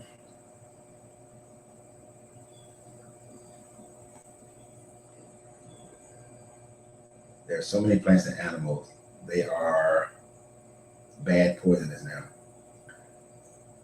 Well, those plants and animals, here's the thing about it. A plant that's poisonous to us may not be poisonous to something else. So everything has its own purpose. I remember going on this little nature trail with a young lady who practiced E5. She was like a master at herbalist. And it was one plant she pointed out. She said the root, the stem of this plant is poisonous to you, but the leaves are great for is a great anti-inflammatory. So you would pick the leaves and then make a tincture out the leaves, and then you would, but you don't eat the root, the stem of it. And there are certain animals that the stem was poisonous to in the same way. I think she said like deer, they could eat the leaves, but they wouldn't eat the stem. But there were other animals that ate the stem and wasn't poisonous to them.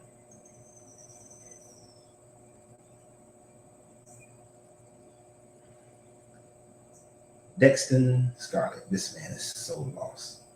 How am I lost? Please explain. Generalized statements don't really go far.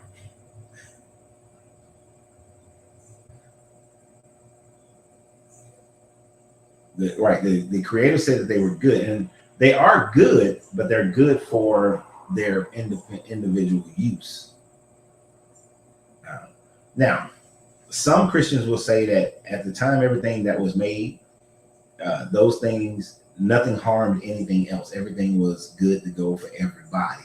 But then when Eve did her thing, that's when carnivores began to eat meat, and you know, Venus flycatchers and stuff developed and that sort of thing. But I think they're just making up stuff when they say that, trying to explain why there are some there. That whole story is to explain why calamity happens. But this guy does say in Isaiah that he created the calamities. He created all the negative things. So to him, it was good to have this world with these things in it.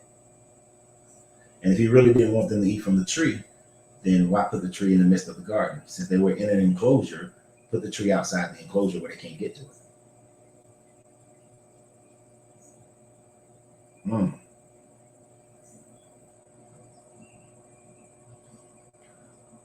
Oh, Marcus, what are your thoughts on the topic of abortion? Do you think organizations like Planned Parenthood uses it as eugenics movement to control the population in low income and dark skinned communities? So the woman who started Planned Parenthood, she was very much a eugenicist. She was sterilizing black women, sterilizing people who had handicaps. She was racist as hell, and so Planned Parenthood did start out as an organization that was hell bent on keeping the black population down and keeping the poor population down, and those who had defects or human defects. So I don't like that organization, and even to this day, I don't really care for that organization. I do like the fact that they will give out condoms and things of that nature for that people who can't afford them but still going to have sex, that they cannot bring a child into the world when they are in that situation. Now, unless somebody is raped or there is death to the mother, I don't believe in abortion. Right? I don't agree with it at all. Especially growing up, I seen and mostly Caucasian girls utilize abortion as birth control. Like some of those girls who were like the cheerleaders and the higher girl, they were like, before we graduated high school, I had 3, 4, 5, 6 abortions. It was used as birth control. I don't think that that's right. But if somebody's raped or like one of my family members had the embryo was developing in her fallopian tube, things of that nature, fine. But not beforehand, no. Now, it comes down to every person's choice. I do hate the fact that men don't have any say in the discussion. I understand that the woman is carrying it, but men don't have any say whatsoever. It's kind of foul. I get why we don't, but it's still kind of messed up because I've known guys who was telling the woman, look, just carry the baby, deliver the baby. You ain't got to sign the birth certificate. I'll take care of the baby. And the girl was like, no. So I've seen that end of it, and that was heartbreaking to see that. It's a jacked up situation. Traditional Christian women and men don't understand. If you're talking about polygamy, no, they don't. And they're not going to. But that's really American culture. The question I get all the time is, if we are not the chosen people, then how do we explain the prophecies and the bad things Black people go through and how they went to hijack our culture? Well, the thing about it, explaining some of those prophecies are not prophecies that are geared towards the Black Americans or the indigenous Americans. That Deuteronomy, was it 2368? Is not talking about the transatlantic slave trade. Actually, I'm gonna do another video about that today because I got a lot of heat, but I got some nice Hebrew Israelites. It's the first time I've gotten more nice Hebrew Israelite responses than the negative ones, because I usually get the negative ones. But I'm going to explain that again today in a subsequent video. That scripture, that part of that scripture is not talking about Black Americans at all or the transatlantic slave trade at all. I've made many videos about that subject matter before, so I'm gonna make another one, but I have a different spin on it because there actually was some Hebrew Israelites who came at me respectfully, and I appreciate that because this is one of those few times that I've had that happen. But most of the bad things that happen to black people is just life. It's the economics of it all. Europe doesn't have the same. There are no gold mines in Europe. Europe don't have the resources, so they were forced to go out and find resources as their population grew and justify everything that they did. Our ancestors in Africa and in the Americas had plenty of resources, so ingenuity wasn't moving as fast, so they didn't have to do those things. You know, there was no need for them to build boats to sail around the world because they had everything they needed at hand. And I don't really care for the whole idea of chosen people. That's like me as a parent. I made all three of my children, but then I go back and say, well, my daughter Simone is my chosen people, and all of her children will be my chosen people. Sydney and Lincoln, your people, I'm not choosing your kids, so I'm going to make sure Simone's kids rule over your kids. That's bullshit. That's bad parenting.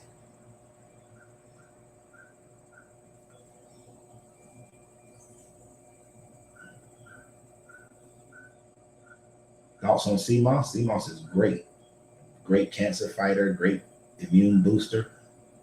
Anyone who's ailing from anything, CMOS will be part of it. If everyone works opposite shifts, there will be enough time for each woman to spend time with their husbands. Yep, you can do it that way, or you can just set the times. You know, these are date nights for this person. These are date nights for me and this person. This is the date night that all three of us go out. You know, it's all about how you organize it, depending on what the needs are. You know, as a man, you have to be willing to make sure you can provide for the needs of each woman.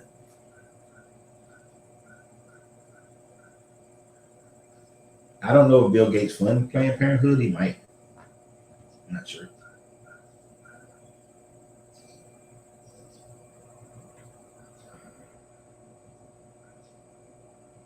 So you don't have to have real money to do polygamy. You just have to find two women who are willing to work with you in polygamy, to be with you in polygamy.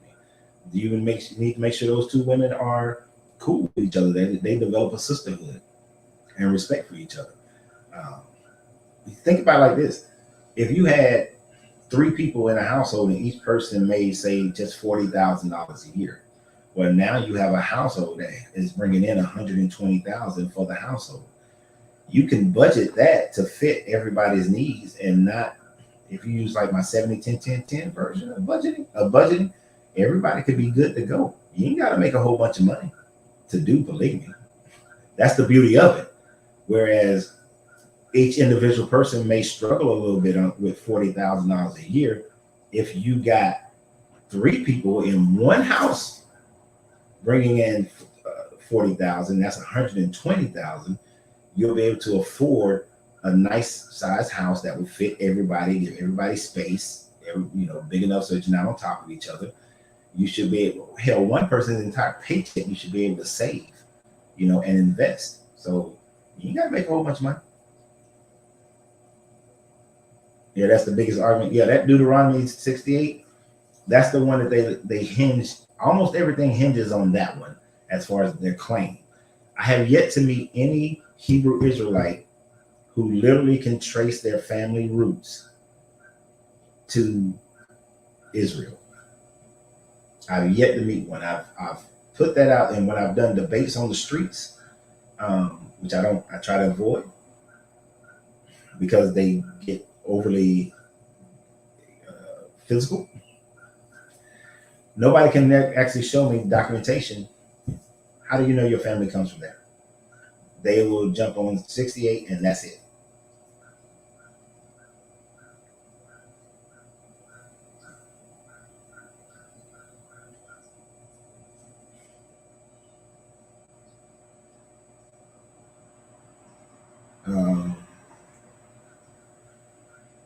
You go back far enough, we all stem from the same thing. So wouldn't people in the general all be chosen? If you go based on the Bible, then no, everybody wouldn't be chosen. because you are going to have some people who came from, let's just go back. You have people who came from Esau and not from Jacob's line. The 12 tribes that came out of Jacob's line would be the chosen. Esau would not be chosen. His line, his family line wouldn't be chosen. That's how they refer to the Caucasian people as Edomites. If you go even further back to that, back from there, anyone who derives from Lot's kids, not chosen. Anyone who derives from Abraham and Hagar having Ishmael, not chosen. So it's a very strict kind of little line of that's being followed.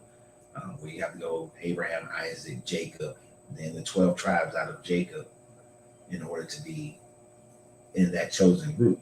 Nobody else would qualify. So when Shem, Ham, Japheth and Ham, their lines not chosen. I think it goes through Shem's line. I could be wrong, but I think it goes through Shem's line. No, it doesn't. It doesn't go through Ham's line.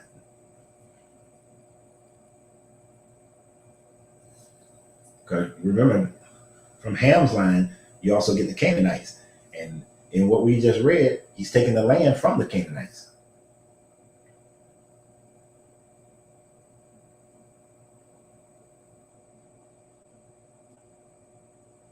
So we are not children.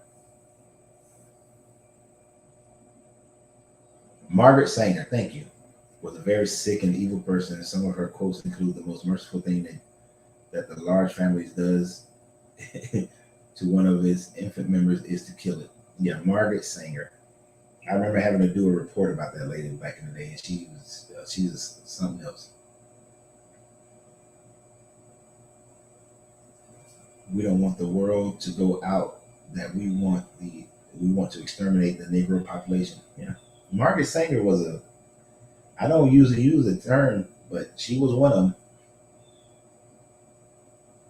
You could be next, Jim Jones, with your religious night. Man, that is one reason why I don't try to get people to follow my specific pathway, is because I wouldn't be a Jim Jones no matter how you slice it. It's just not my personality. But if you mean Jim Jones as far as people following them and creating an organization, sure, I can see that. But drinking some damn poison Kool-Aid and all that, nah.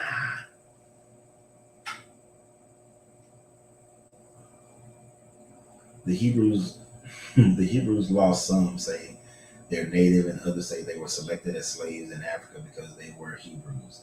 Like, which is it? And none care about Israel, it seems. It depends on which camp of the Hebrew Israelites you're talking about. I don't know the individual camps, but some of them talk about how the natives in America were the Israelites. What's funny about that is what many don't know is that they get that from Joseph Smith, the Mormons. The Mormons were one of the first people back in the day before the Hebrew Israelites in America became an organization. The Mormons were the ones who were saying that Jesus had came to America after the crucifixion, after he had left Israel, left the disciples, came to America, preached to the natives here because they were supposedly some of the lost tribes of Israel. And you have other camps that do say that when through Roman persecution, some of the Israelites they went to West Africa, although the ones that you can identify went to East Africa, not West Africa. But they'll claim that they went to West Africa, and that because they were Hebrew, those are the ones that were captured and taken into slavery or sold into slavery by other African tribes. Be that as it may, there is not enough evidence for a large enough community of Israelites in West Africa to account for the number of slaves that came from Africa, nor to account for the number of slaves that came from indigenous. It's just not enough. So neither one works. And it's all based on is not really based on belief. I mean, it's not based on facts. It's mostly based on belief, because they will find one or two groups of Israelites in West Africa and say, that's it, that's the proof. But the numbers don't match. Or they will look at the Yoruba Igbo language and see similarities with ancient Hebraic language and say, well, that's the proof. But you can find some similarities of that language with African, I mean, with Asian languages, with Indian languages. So it still don't work. It's just like when I was talking about how the Chinese didn't build the Great Wall of China. The language of the Zhonggu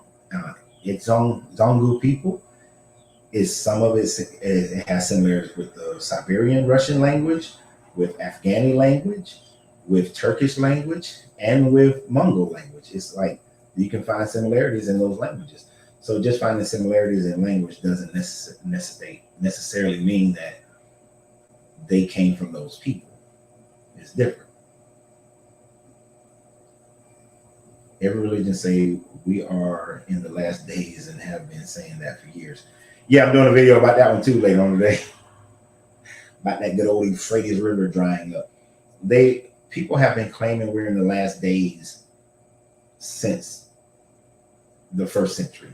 They've been claiming the last days. You got Paul.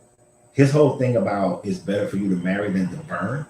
The bigger idea in that entire passage is the fact that Paul was saying that Yeshua, whichever way you want to say it, is coming back before this generation dies, because that's what is recorded, him saying that he'll be back before this generation. The generation to those people writing at that time frame was 40 years. So Paul thought that he was going to return then, and was saying that, hey, don't even bother with marriage, just don't even have babies. Y'all just need to be ready for when Jesus come back, because he's going to come back, because he said, I will return before, and some of you will not taste death before he comes back. So they've been thinking it was the end times back then. The John of Patmos end times back then was thinking it was the end times. Every group has thought that they were living in the end time. Every generation, I should say, has thought that they were living in the end times. And they pointed to different things that was happening in nature and happening in people and government to say that it was the end time. But as you see, it hasn't happened yet. Actually, I was saving this other video that I'm gonna do, where somebody had predicted the end time was supposed to the rapture was supposed to happen on September 22nd. It ain't happened. Ellen G. White of the Seventh-day Adventists, her prophecies were that the end time was going to happen before she died. After she died, they had to go back and reevaluate her statements and say, oh no, that's not what she really meant. And they had to repurpose her prophecies. There's always that.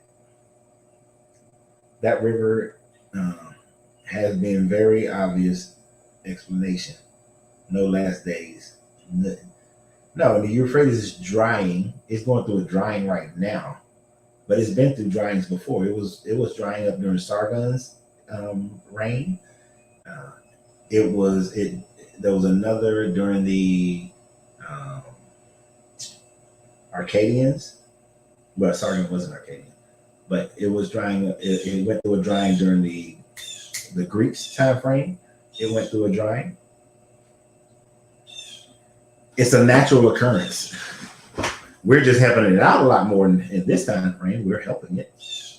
But before that river dries and it becomes a roadway for the kings of the east, there supposedly are to be 3 or 4 angels who's supposed to come down at the banks of the river, and 1/3 of the population is supposed to die. That's supposed to happen first. Hasn't happened.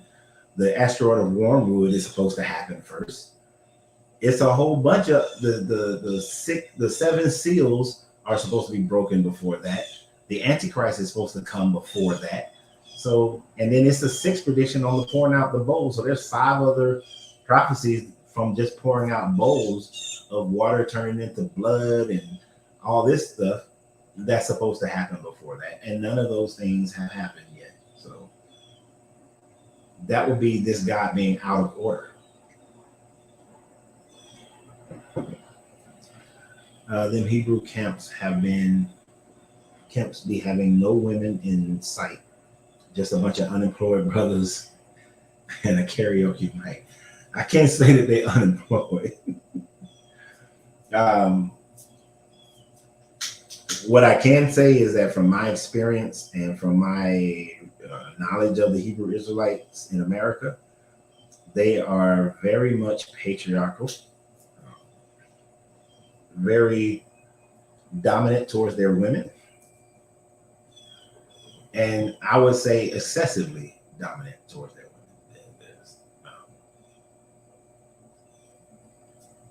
Their women they don't have much of a voice. They don't get to make many decisions about themselves unless they choose to, and if they do, it's very possible for them to be shunned from the community. Because as we've read through Leviticus and Exodus, if a person doesn't participate in certain activities or do certain things, they're supposed to be excommunicated from the people. So like when we was in 23, I think it's 22 and 23, if they don't participate in the holidays, then they are to be cut off from the people. If they're found unclean, they're cut off from the people. And a lot of these things are geared towards women.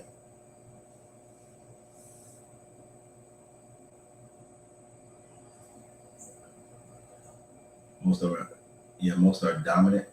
I used to be one. Oh, sackcloth used to be one. Okay, so you can tell us even more about it. Mm-hmm. Yeah, I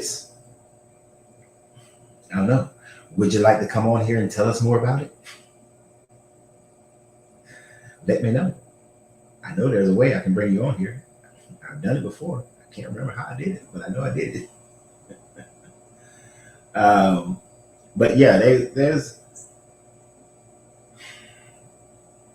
like I could never be one because I could never treat my woman like that. I found a sister that left the Hebrews and talked about what Deuteronomy 28:68 really says. She said she had a panel that actually read the scripture according to how it was really written. It changes the whole story. It does. It changes it completely. It's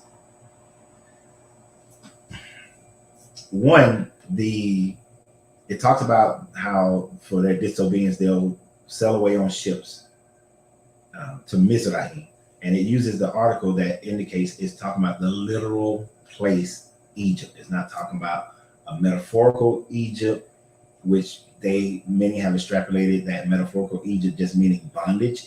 It's talking about literal Egypt, and then some camps say that America is Egypt. And they'll jump on the fake story of hieroglyphics being found in the in the Grand Canyon. They'll also, but so it's talking about literal Egypt. It says that they will go there to sell themselves, not that they will be sold by somebody else, but to sell themselves. Our ancestors who were already here and those who were brought here did not come to sell themselves. They were forced into the sale, forced into it. And it says that there will not be any buyers. Now, the word used there does have like a fourth meaning of redeem, but it still means redeemed or purchased. It doesn't mean redeemed by God. It means that they will find no buyers. Nobody's going to buy them as they try to sell themselves. So, yeah, that scripture, it's misinterpreted like a champ to fit the transatlantic slave trade. Plus, if it was 400 years, then the slavery would not have ended until 2019, because the first Africans who was brought over here didn't come till 1619. So 400 years of slavery would be 2019. Now, what many camps try to do then is to try to extrapolate that the Jim Crow laws count towards all the time we was under Jim Crow, that counts towards it. And it don't. Was it jacked up? Yes. Was it slavery? No.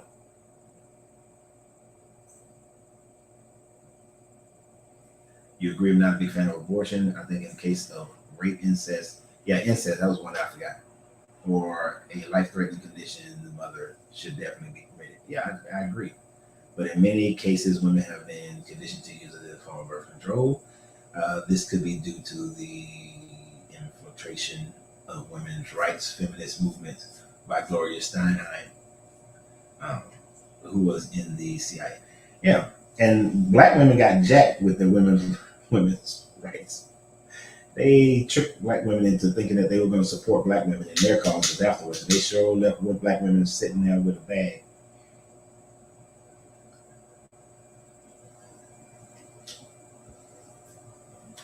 But yeah, I don't. Um, the women feminist movement, I like some of it, but most of it I don't like. Women lost a lot in that movement. Black women lost more than they bargained for in that movement. Should women get paid the appropriate amount of money? Yes. Should women not be subject to physical abuse by their husbands? Yes, they should. They should have those protections and everything. But it also fostered an idea of women not needing men, and they utilized women's lib to get black men out of the households. So black women lost just as much as they gained through women's lib. Yeah, that whole one guy was trying to say, "Oh, look at all the Egyptian symbology in America at our capital and all that." And that's why I did the video yesterday when I was like, "You must have not been to many places in Europe because there is Egyptian symbology all over there." And then the main thing is there's Egyptian symbology all in Egypt because it was talking about Egypt. 400 years prophecy and nothing happened. So even if it was up to 2019, where's the big grand explosion from coming out of that 400 years? I remember I was debating a guy on the streets in, where were we at? Was I in Atlanta or was no, I think I was in Atlanta. And it was 2018.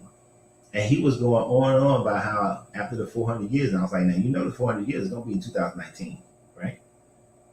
Yeah, we're going to be able to marry girls who are, you know, as soon as a woman flowers, we're going to be able to get with her. We're going to be able to put the Caucasians in slavery. We're going to get our land back. You know, we're going to get all our land back in Israel and all that. I was like, bro, I want to see you go take that land in Israel. I want to see you take it. You ain't taking shit. How dare you to get up? First of all, how y'all gonna get there? How you gonna get there? How you gonna get your weapons there? How you gonna get over to Israel and take that land? And when they come at you with them jets and they training, because ain't none of y'all been trained on combat, y'all gonna get y'all ass handed to y'all. But it's been what, 4 years, almost 5 years since the 400 years supposedly over. Not 1 inch has been made towards fulfillment of that prophecy. The only way a woman should be paid equal to a man is when they pull in equal labor. Exactly. I agree with that 100%. If I'm working in the office and there's, like when I was an IT guy, there were women who worked as IT, especially when I was a hiring manager. I didn't give a shit as to whether it was a man or a woman. This is what the job pays. Now, this is what it pays based on your experience. I paid people based on what their value they brought to the marketplace or to the company that I was working for. Beyond that, no. Now, I did have a problem, and I talked about this before. I had a problem with the fact that women weren't allowed into combat. So I used to not think that a woman should get promoted in the same way a man should if in the military, because she can't go into combat. Now, I did come to realize how vital every aspect of the military is towards combat. So I started to ease up on that a bit. But I still had problems with certain things. So now they allow women into combat. And I'm like, okay, everybody should get paid the same amount of money. But if I'm on a work crew and you telling me that she can't shovel because she's a woman, bullshit. She shouldn't get paid the same amount of money I get paid just for twisting that damn sign. Now, can she drive the big machine? She can drive the big machine. If she's qualified for that, she should get the same amount of pay. But when it comes to that physical labor, I don't want to hit nothing.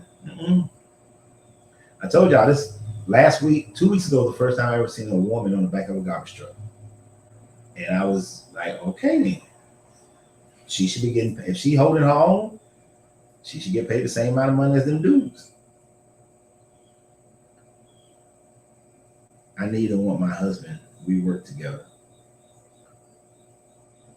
I understand. And the thing about a husband and wife relationship, and definitely tomorrow night, 7:30, I'll be live on my channels. Kevin will be live on his channels, and we're going to talk about men and women in relationships. People need to recognize that a relationship is a partnership, and each person has their value, and you should promote the other person's value within the relationship. The society, culture, religion should not dictate the value of a person. The value of a person is what they are bringing to the relationship, and how that's demonstrated and exercised within the relationship. If we're working on a basis of you're subservient to me in all things, well, that's bullshit. I'm gonna tell you right now, I can cook. But let's say I was getting ready to open up a restaurant.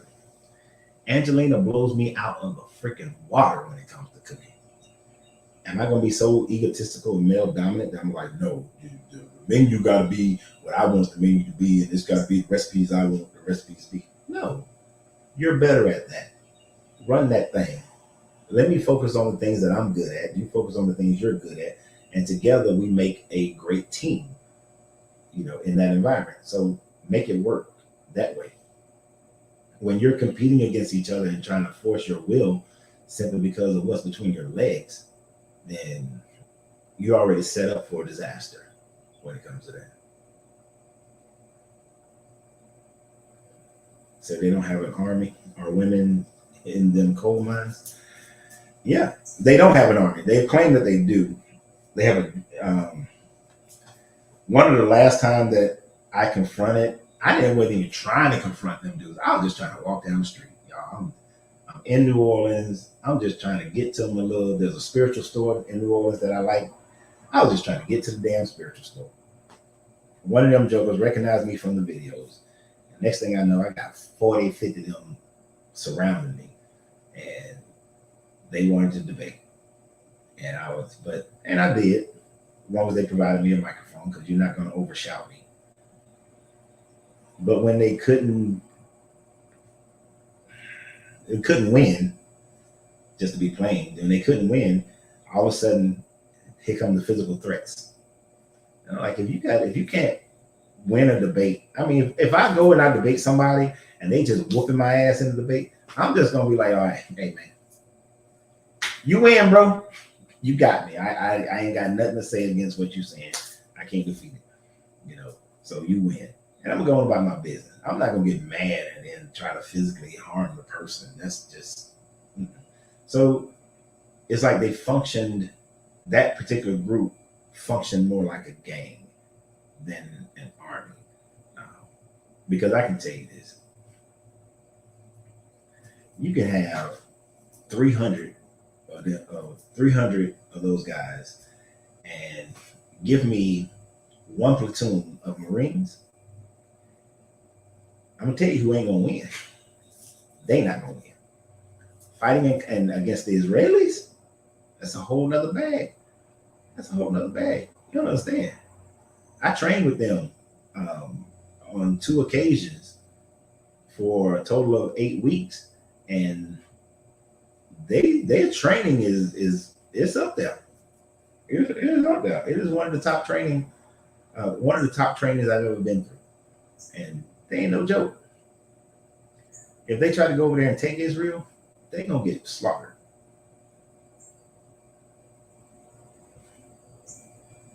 You don't talk much about Black Catholics. Aren't they located mainly in the North?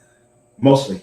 Um, Most of your Black Catholics are in the North. That's why I always, and it was crazy that half of them became Catholic because they went to a Catholic school growing up. Uh, but I don't even understand how they're Black people who are Catholic.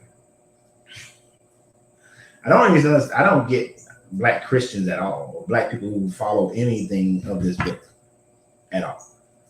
Black people should be the first people to stray away from this book, simply because of how this book was used and how it is used, and all the things that it says about people in general, and how cruel the book is. And looking at the cruelty that our ancestors, whether they're indigenous or from Africa, went through, this is definitely not the book of a good God. But the Catholic Church is the one who initiated the transatlantic slave trade. Well, first it was a trans-Mediterranean slave trade that then became a transatlantic slave trade, both based on Pope Clement the Fourth and then Pope Nicholas the Sixth, and their mandates to telling Portugal and Spain, it is your Christian duty to go into Africa, and those that you find who do not. And here's the thing about them, that and why I never thought about this, but I'm gonna have to use this one next time if I'm ever in a debate again.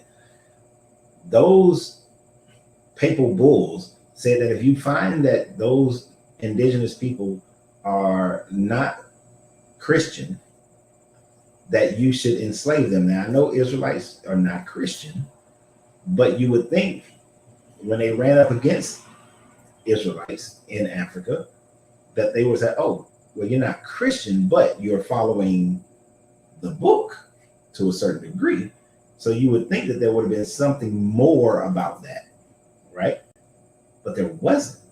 There's nothing about that. And they just took all of them. If they didn't find. Now, the only reason they put the "if you're not Christian" is because on the Canary Islands, they had experienced people on the Canary Islands who were Christian and they were Black. So those people they had to let go free because they had enslaved some of them, and that's why the first papal bull was written, because they had took some slaves from the Canary Islands who were Christian, who had been Christianized because the Spanish and the Portugal had already colonized the Canary Islands. But damn near everybody else on the west coast of Africa was not Christian at all. They just took all of them. So since the Catholic Church initiated that bullshit, you would think there would be no Black Catholics. But people forget very quickly how they became something, how their family members became something. They don't want to think about the fact that our ancestors were pretty much forced into this religion. And even their ancestors, the Caucasian ancestors, were forced into this religion as well. Most of them don't want to think about that. They just want to go with it because it's been there for so many generations.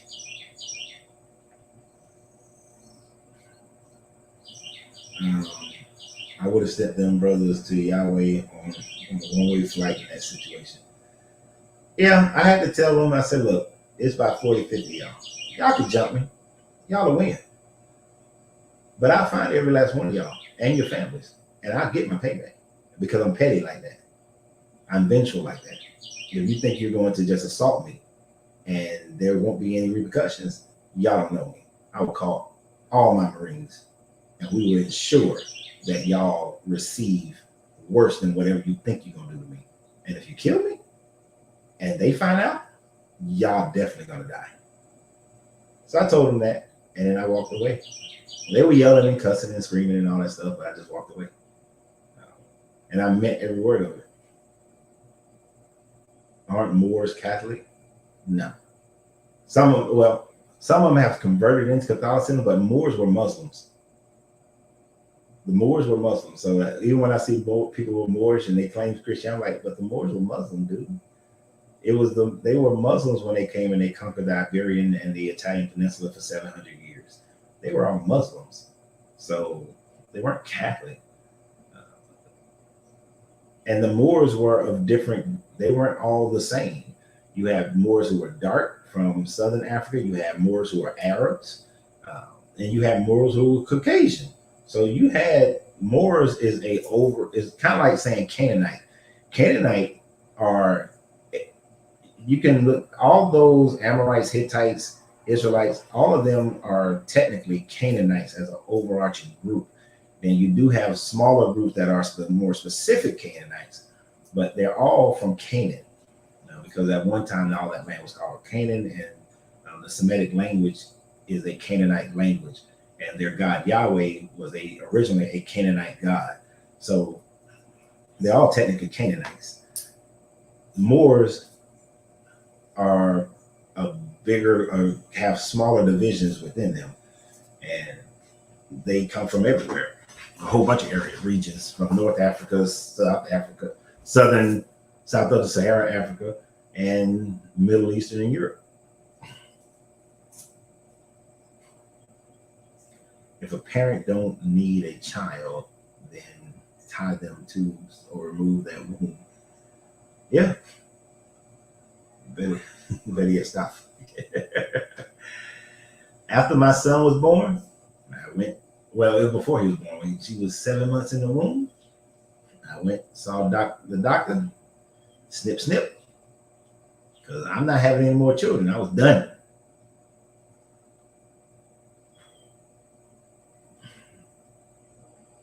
I think the Hebrew Israelite doctrine is the last hope for Black people and the Bible.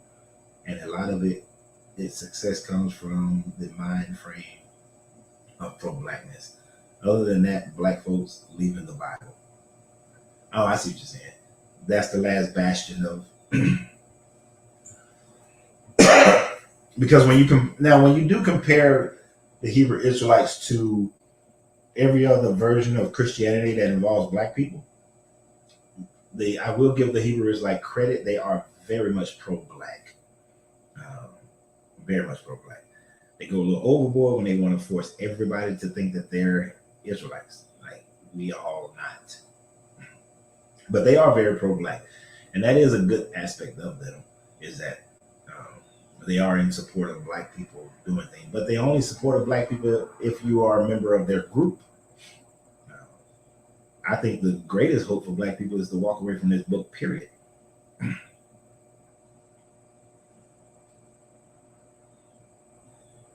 All these religious cults are foolish and was created by a weak clowns. Bermika. That's a new name I've never seen before. Bermika. Yeah, most of these religions are, and the thing about it, most religions or divergence from religions were created because somebody was seeking to escape from whatever religion, escape persecution from whatever religion they were originally a part of, or to justify some bad behavior. Like Joseph Smith for the Mormons, he got with the little 14-year-old girl. He's trying to justify it by creating Mormonism. Hebrew Israelite came out of a Black Power movement, and from my understanding, I could be wrong, but came out of a Black Power movement and pretty much saw the power that you generate, like with the Nation of Islam, by teaching pro-Black in a version of a religion that was not originally pro-Black. Like, Nation of Islam is not true Islam at all. It's not even, the teachings of it is not acceptable. Some of the teachings are not acceptable to the rest of the Muslim world. The rest of the Muslim world, the majority of the Muslim world wouldn't consider their teaching. They would consider some of their teachings as heresy. Like, oh boy, Elijah Muhammad being the messenger, that would be heresy because according to the Quran, Muhammad was supposed to be the last messenger. There's no other messengers after Muhammad. So they would discount that aspect of their teachings. And that the white people are, Caucasians are the devil. They would disregard that teaching as well as heresy. I don't know a whole lot about the origin of the Hebrew Israelite people, of how they came about. I don't even know who started it. I can look real quick.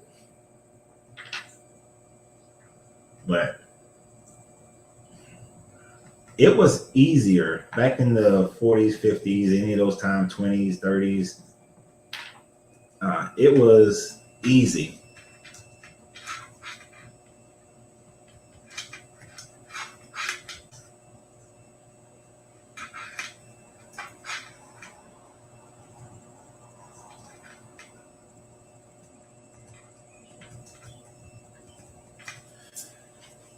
It would be easy to take people who are downtrodden and give them a religion that supports them and makes them sound like they're great and they're supposed to be all, that they were God's children, selected children.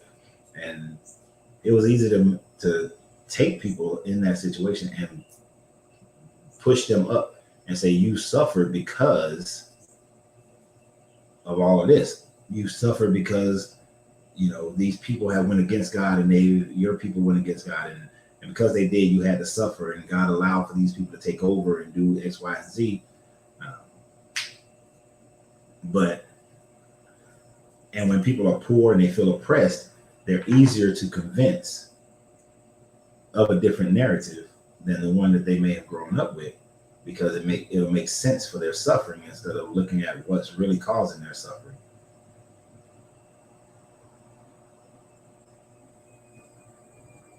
There are some natural forms of birth control that have been used before. Ancient Greek women use a number of natural spermicides like honey and olive oil to kill sperm before they can reach the uterus. Yeah, there's a lot of natural ways to do it. There are some Mormon Israelites. Yeah, that was Joseph Smith's first teachings of the Israelites. He was saying that there were Native American tribes were Israelites. And of course, some of these Caucasians who went to Utah and all that, well, the territory of Utah at the time, they married some of them and became Israelites with, to be able to claim Israelites and that they were God's chosen people. Humanity just needs to accept that we've been lied to for 2,000 years. Now, no longer, because we're seeing, right. And Matilda, you're exactly right. We are seeing through the bullshit. And that's why so many people are walking away from religions, because like I've said before, when I was a kid and I was studying this stuff from age 9 to 25, there was no internet. I had to go to the library. I had to read PhD papers and request information from other college libraries, from seminaries, from archaeological. I remember Archaeological Digest. I used to get that magazine, but I used to have to request all these information from different sources, and it was like piles of paper and stuff. Especially at Library of Congress, you'd be surprised what you get from the Library of Congress. So it was a lot. Look at Morgan Freeman's character in Robin Hood, Prince of Thieves. He was a Moor, and he kept saying Allah. Yeah, because in that story, the Moors are Islamic.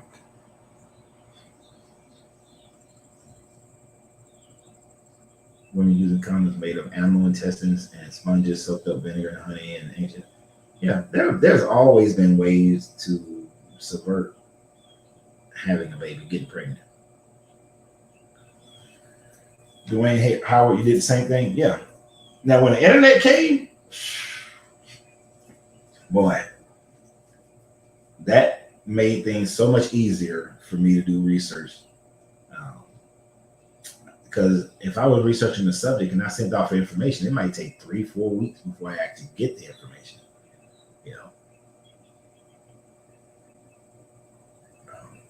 So it would take a while.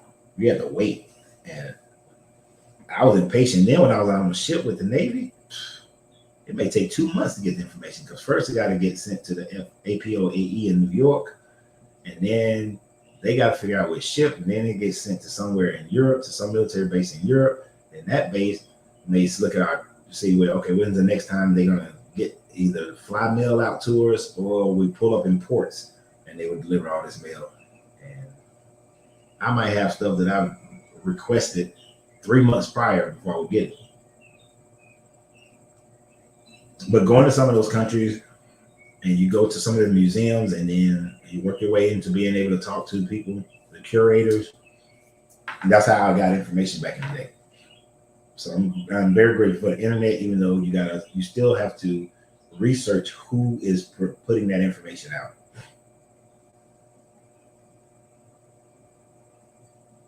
It said Caucasians are terrified of DNA testing because it reveals their African genetics. Yeah. I think most Caucasians realize that if they go back far enough, you're gonna get back to Africa. Just like that Chinese geneticist, he was hell bent on proving that Chinese people originated in China. When he found out that they originated in East Africa, I like the fact that he just went wherever the information took him, but he was none too happy because he just knew that Chinese people started in China.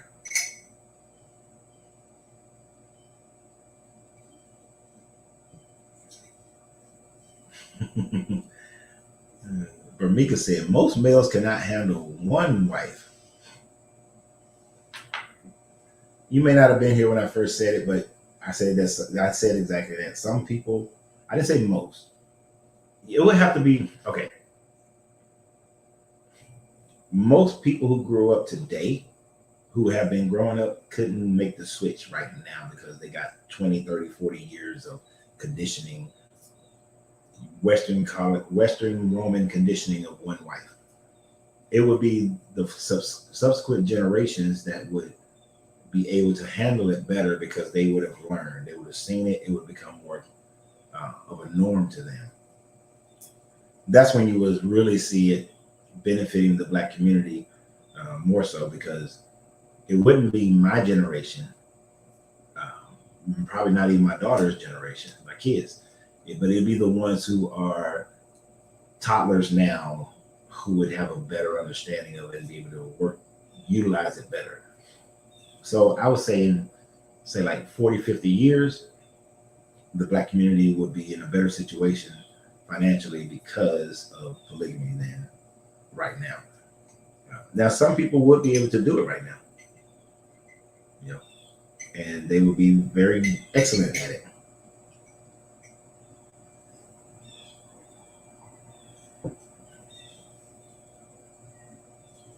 Yeah, using crocodile dung, that's a what the hell. But ancient people knew how to do some stuff. They knew how to do some natural stuff.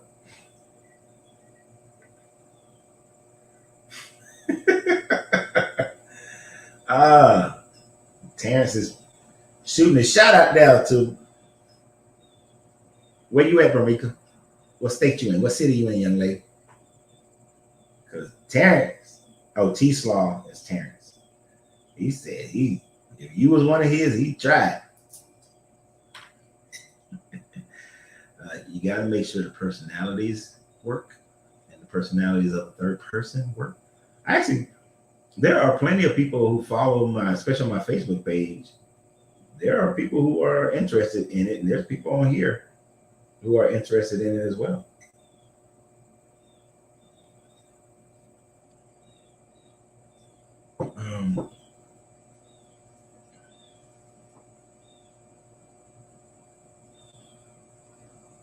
So marriage don't benefit anyone unless y'all marrying for money. Marriage is good business.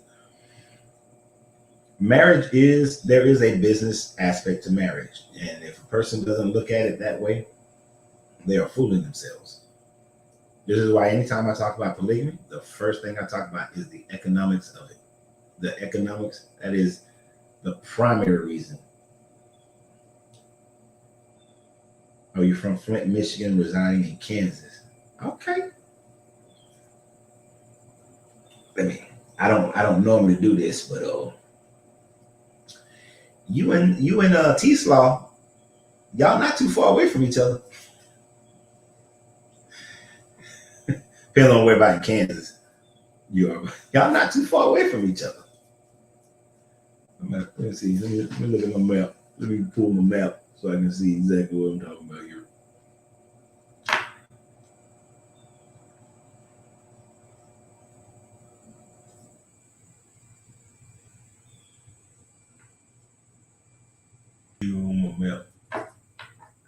We're about in Kansas. We play this game. Oh, my bad. Ooh, I don't know. Y'all can meet in the middle. Uh, St. Louis is probably halfway for both of y'all. I'm gonna assume that you're probably in Kansas City or near Kansas City, because I don't know why black people will live in places like Wichita or Dodge City.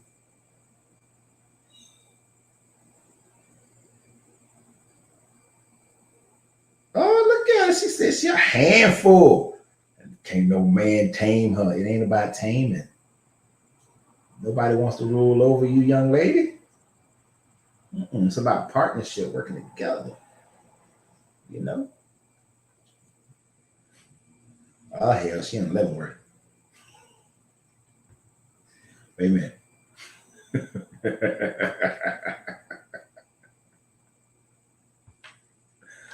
Are you in Leavenworth or you live in Leavenworth?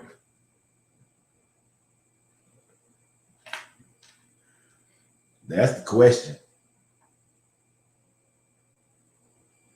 Because I've been to Leavenworth. I had to escort some people to Leavenworth before. Okay. So y'all can meet up in St. Louis. She said she's not in prison.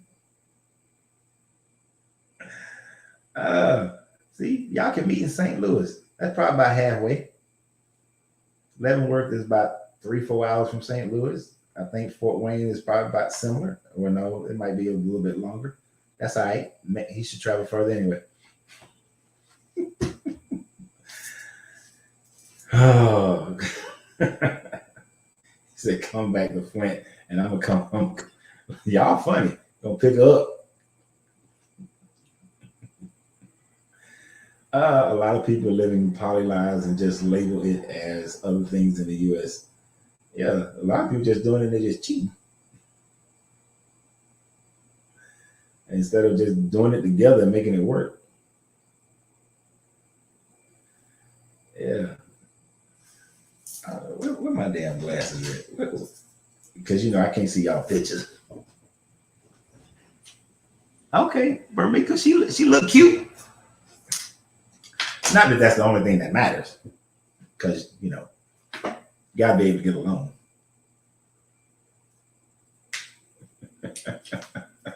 Y'all funny. Y'all funny. All right, just as long as I get invited to the ceremony, that's all I'm saying. If I don't get invited to the ceremony, I'm gonna have a problem with both of y'all. How about that? I'm glad you're not in the prison, because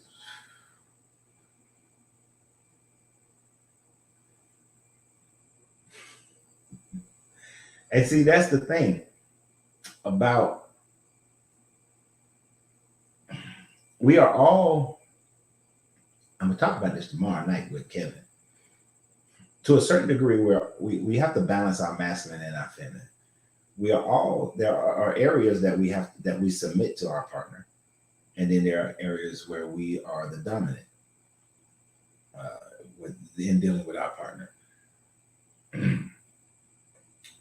When it comes like for this house, right?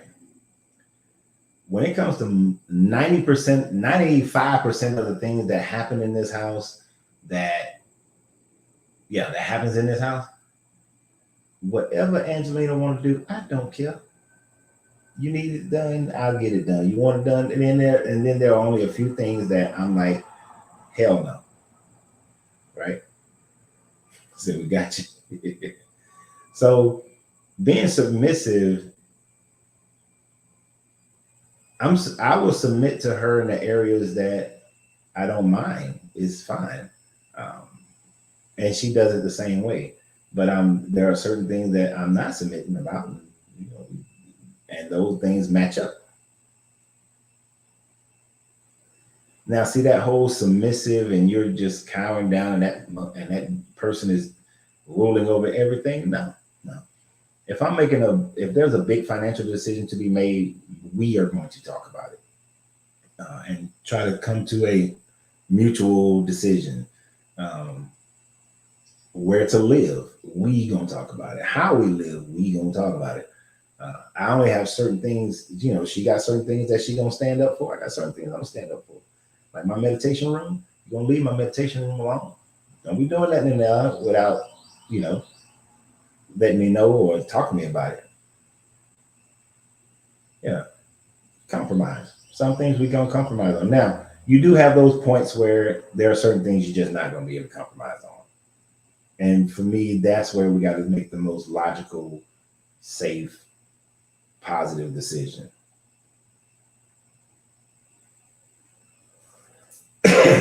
So, um, like before I had kids, I was very adamant. My kids don't learn about all religions, and they will get a chance to choose whatever religion they want.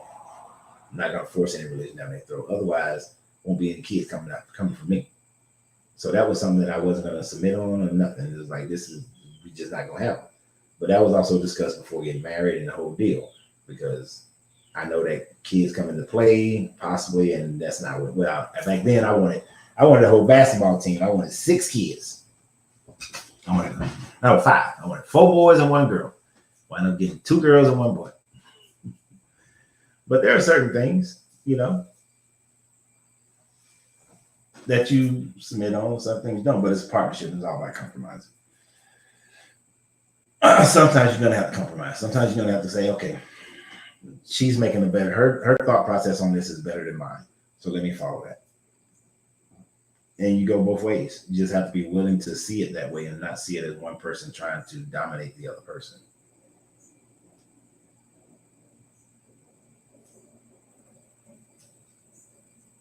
She playing with my singing bowls while I'm not there. I don't mind if she played with them, just put them back the way you found them. Exactly the way you found them, because they're actually set up a certain way. Yeah. And T-Slaw makes a good point. When you connect with a certain person, submitting don't even feel like submitting. It just feels like love. To be honest, it just feels like love.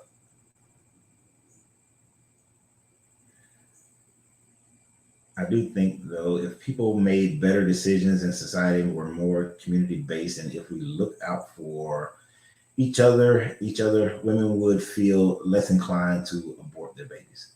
You are hardcore on that subject, aren't you? But yes, you're absolutely right. Most time, abortion comes out of shame or finances.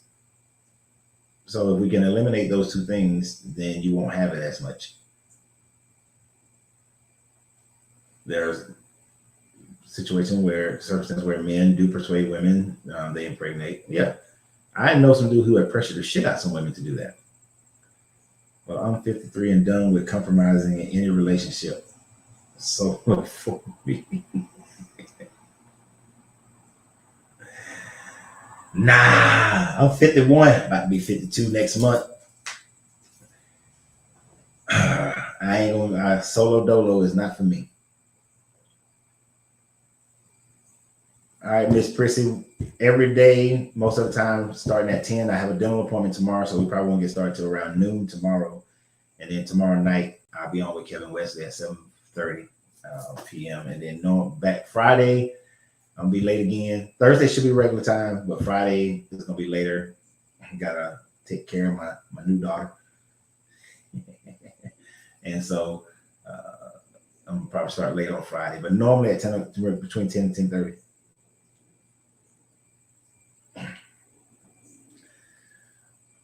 You know what? I'm about to put T-Slaw and Vermika in a private chat. I ain't getting old. I'm young, bro. I'm young. See this face? Still tight. I don't believe most mates are supposed to be in committed relationships. Okay. Well, I like committed relationships, but I like I said before, I like polygamy as well. I like polyamory is okay. I don't know. It's the same. It's similar, but you don't get the financial part. It's the financials. That money. You gotta get that money right. Coach been taking CMOS. Hey, I like my CMOS. And what's that other thing?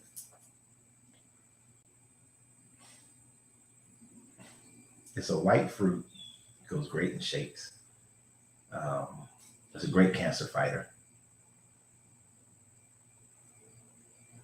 I forgot the name of it, but it's good.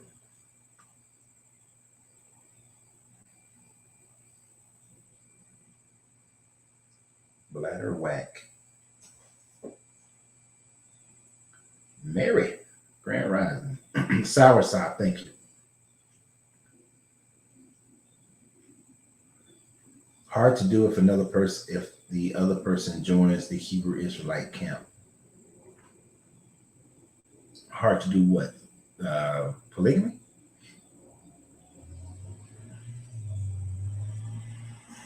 You would think that they would have, if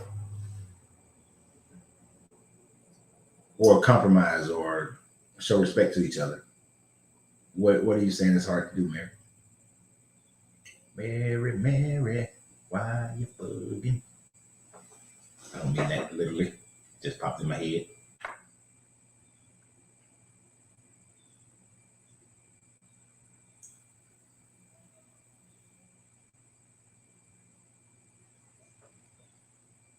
Hard to submit.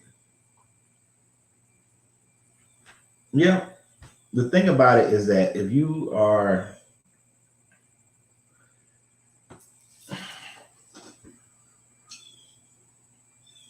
I'm sure that there are, not all Hebrew Israelite men are exactly the same way. Let me say that first. But um, most of them that I've encountered and most that I understand require their woman to completely submit. And that's hard to that level of submission that they are requiring for a lot of women who grew up in Western cultures. It's very difficult for them to do. And it's going to be a hard road.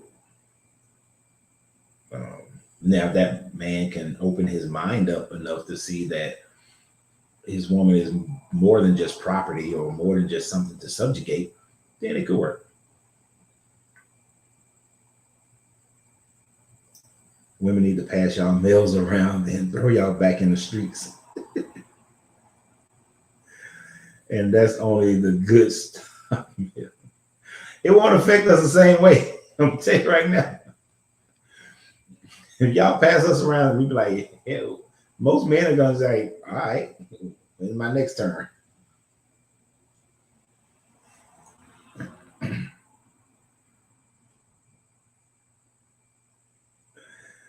I ain't messing with y'all. Y'all crazy. So, Mary, are you with someone who's a Hebrew Israelite? And are you one as well?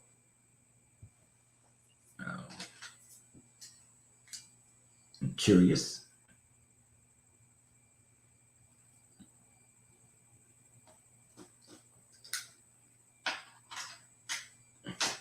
Because I can imagine it would be difficult if you were with somebody, neither one of y'all were, and then the guy goes over to it, then he would probably put a lot of pressure on you.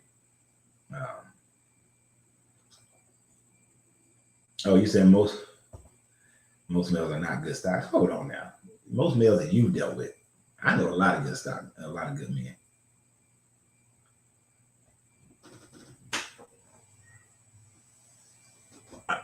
You know, got to be, it's a broader scope than what you've experienced.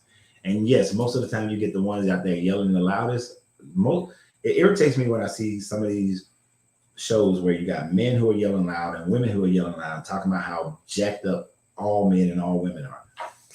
While quietly, the good men and women are just sitting back like, I ain't finna get involved with all that bullshit.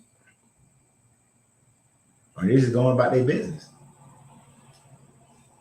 Hell, that's what I do. And I know I'm good stock. I know that I'm good stock for Miko.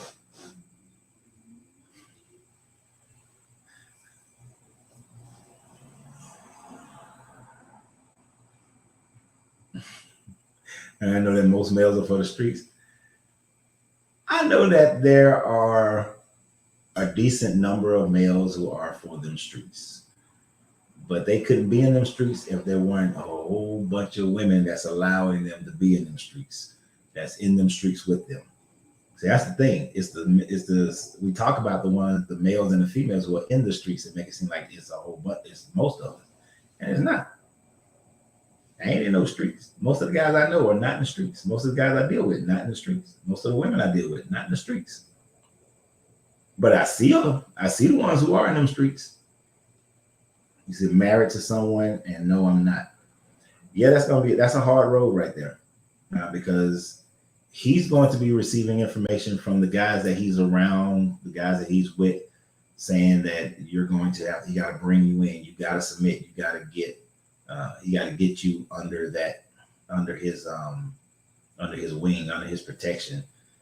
So you can expect a lot of pressure that's going to come, and depending upon how much he gives into the doctrine is going to determine how difficult or how easy. It's going to determine the tension between y'all.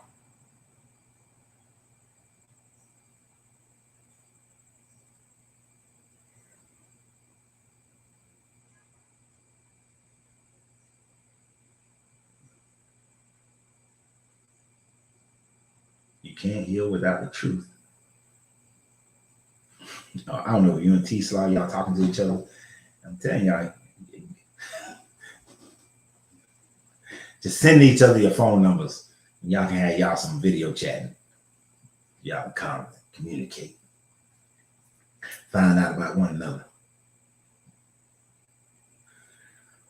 Oh, but we be talking a whole lot of trash, y'all. You don't want this. Dang, T-Slaw, she said you don't want it. You can't handle it. You gonna let her say that? You know, you got that friend that be egging you on and that stuff. You gonna let her say that? You gonna let her say that?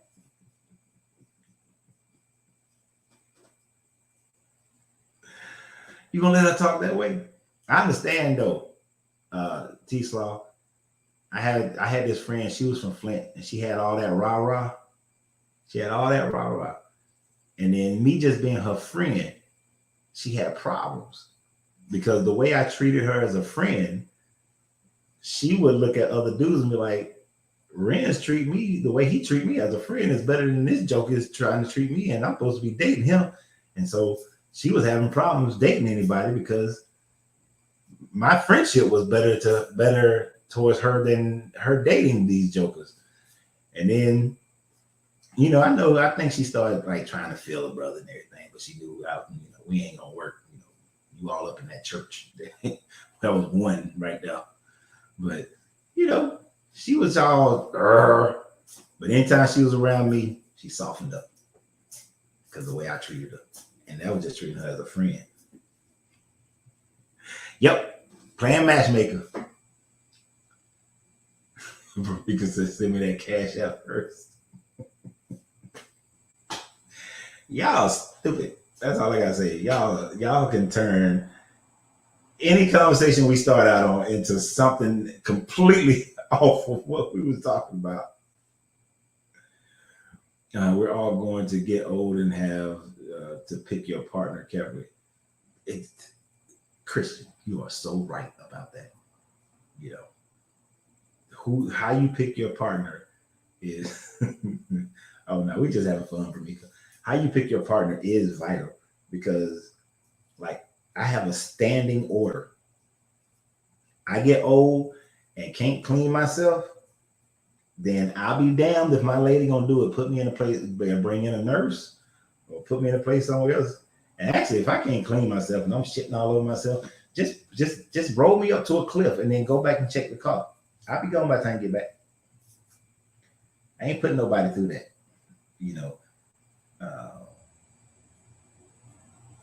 Angelina is a very caring person, caretaker, nurturer, but I'll be damned if she gonna be wiping my ass. No, hell no. My kids ain't doing it.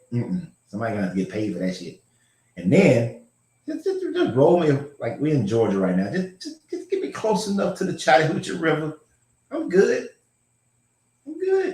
You'll find me somewhere down floating somewhere. Yeah, all right. Certain conditions I'm not dealing with. But having that person, that partner. Yeah, this is tomorrow night conversation. But having that person, that partner, that you can enjoy life with, that y'all take care of each other up to a certain degree, that's what's up. Everybody don't need a romantic relationship. Oh, don't. No, it's not. It's not the end of the world to be single. It is not. Some people don't need a romantic relationship. I do. I need that person I need that person or persons that's close to me. I can't.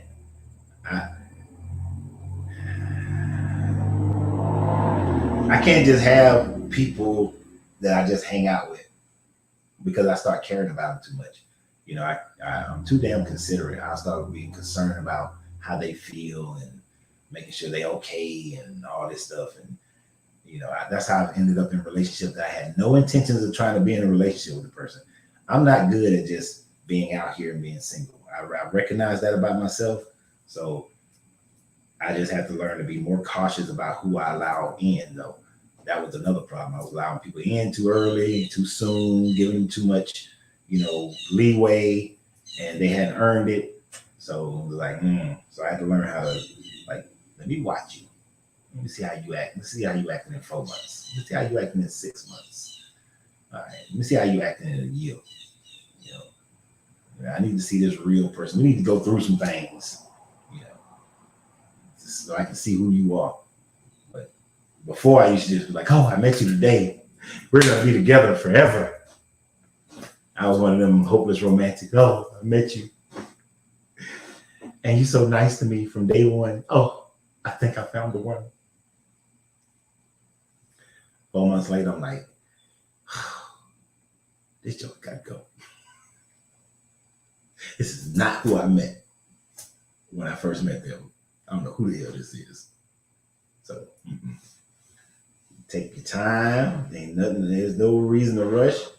I'm 51, about to turn 52, and I'm still not rushing. Single and loving, don't want the headache anymore. People switch up so it may start off great and then boom, the real clown appears. Yeah. That does happen. That's why I take my time now. So I take my time.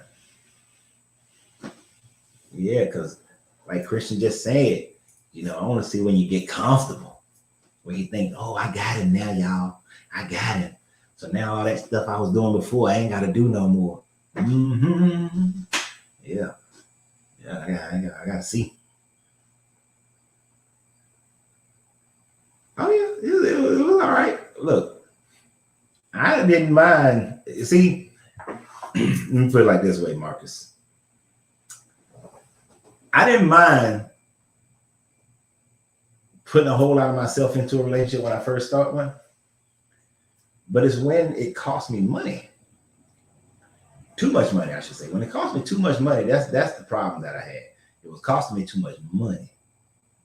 So I can't just let it all out there like that no more. You gotta, it's gotta be measured out. Men only settle down when they need a nurse.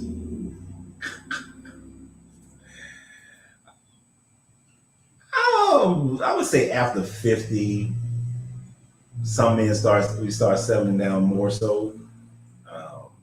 For those who have become single, some of them lose their shit, in 30s, 40s, 50s, 40s, But really, I'm gonna say most men just want some peace and quiet. You want peace and you want to have some fun. You want to have some. You don't want to be stressed about stuff. You want some pom pom. You want to enjoy life. It's so much hell out there with all that arguing and stuff that throws us off, taking away my peace. I got to have my peace. I'm saying peace, experiences, and pom pom. Gotta have it. Oh Lord, T-Sloth on it.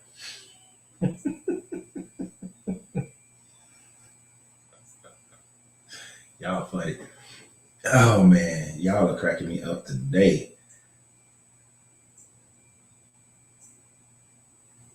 I don't know now. See, now I'm gonna go totally against you on that one, Bermika. Men don't want peace. They're the ones that wage war.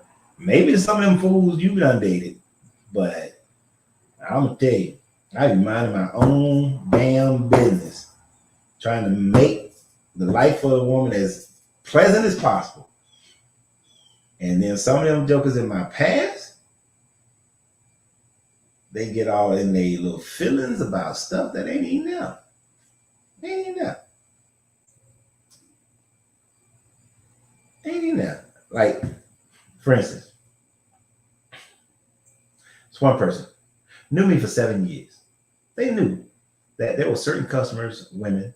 I hug them. Hey, I'm a hugger. You know, I hug them. There's certain ones I knew more about them. I knew their kids, all that stuff.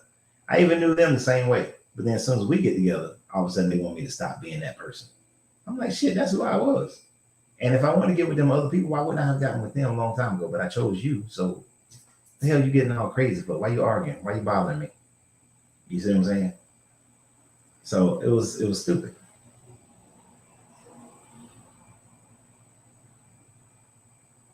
Would you rather watch a tree grow or a Negro?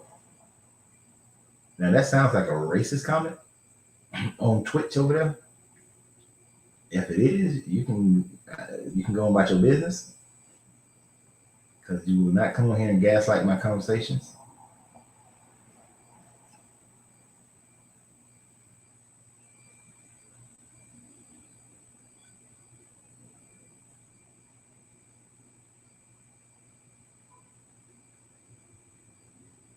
What was the best thing Matthew said in the Bible?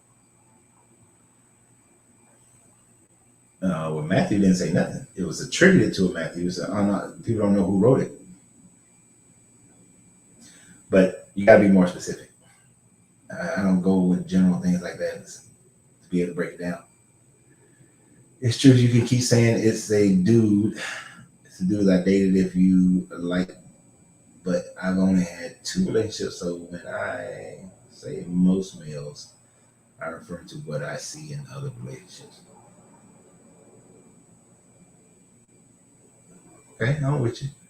And that's respectful. That's honorable.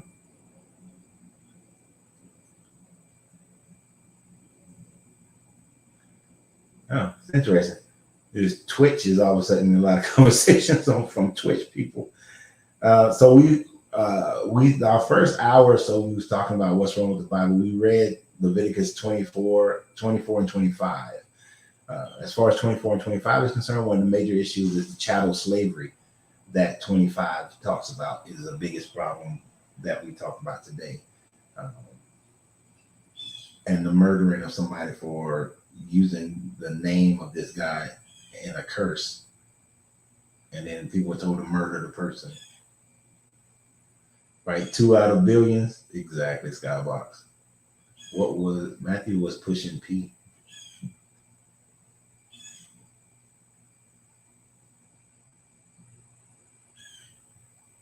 Would you rather eat a baby goat or a matter baby? I don't know what you're talking about. But anyway, is there any mentions of Moses in the Bible? Of course. The entire story of Exodus and Leviticus is talking about Moses, and Numbers and Deuteronomy. Of course, it's said that Moses wrote them, but of course he didn't. Yeah. Sometimes I try to ignore the trolls, but that one is just crazy. But anyway, yeah, I understand what you're saying, Bermika, but it's a broader amount of relationships out there.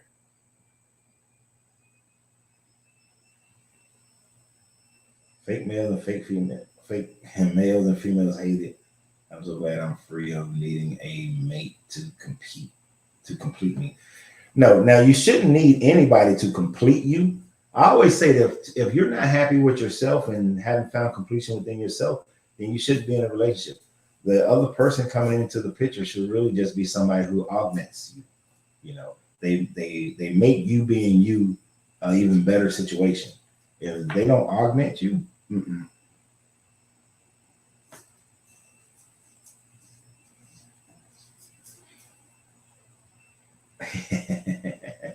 Ask any wife if they're truly happy. I know plenty of happy wives. I know plenty of them that are happy. I don't know. Marriage benefit the woman too now. Yeah, they get a lot of benefits from being married. A whole lot of benefits. For my Twitch people who just got on there, if you got questions about or statements about the subject matter that we already discussed, I can vacillate between multiple conversations. Yeah.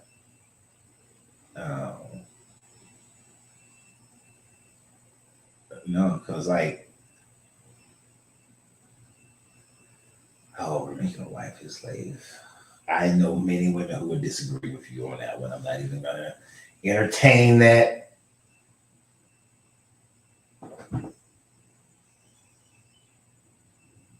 Because I know that ain't not now woman I ever dealt with ever felt like they were a slave. I don't even know if Angelina is still on here right now, but I'm curious. I'm gonna ask her if she's not on here. Does she feel like a slave?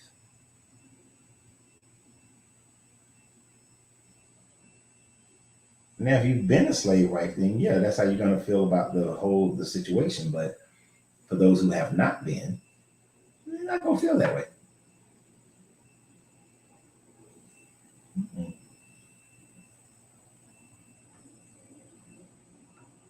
Like in my personal experience, there's only been one relationship I've ever messed up. Just one. They messed up the rest of them. Yeah. And getting paper married today, it is not to a man's benefit to get married on paper. Mm-mm.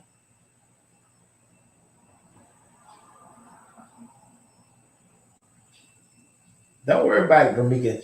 T-Slaw change. He'll change your life. He's gonna change how you feel about all that. He's gonna change it all up. He's gonna romanticize your stone. Y'all gonna build your financial empire together, but without paperwork, so that there's no fear of somebody taking something from you. He got you. Y'all gonna travel the world together. Oh, Angelina, you don't feel like a slave? Exactly. That's right. Isn't that right, Empress? Tell her, Empress. You don't feel like a slave.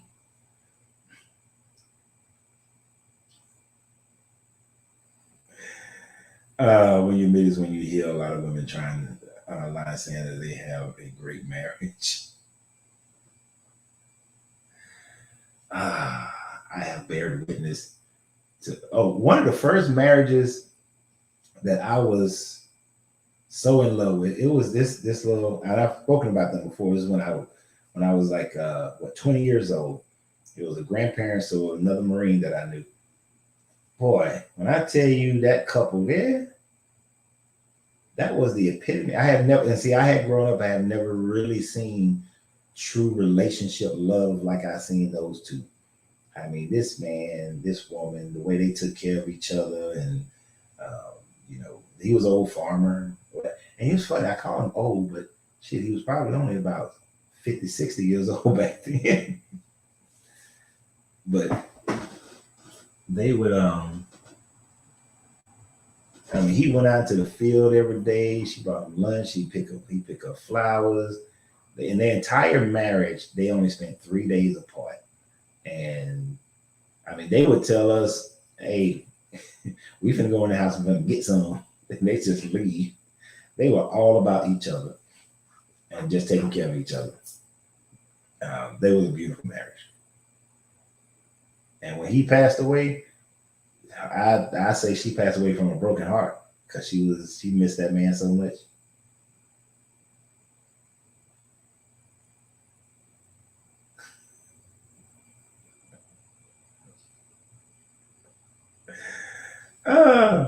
But That's right. It's all about give and take, not relationship slavery. The only slavery that I ever feel in a relationship is I got to make sure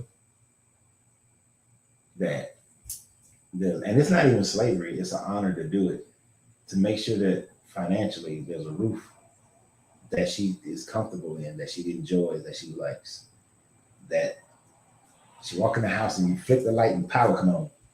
There's food, clothing, there's entertainment, there's, now the last year that we've been together, my dating has been horrible because I've been stuck in that lounge every day, but things are changing now. And we talk and we laugh, and she is, we have a good time.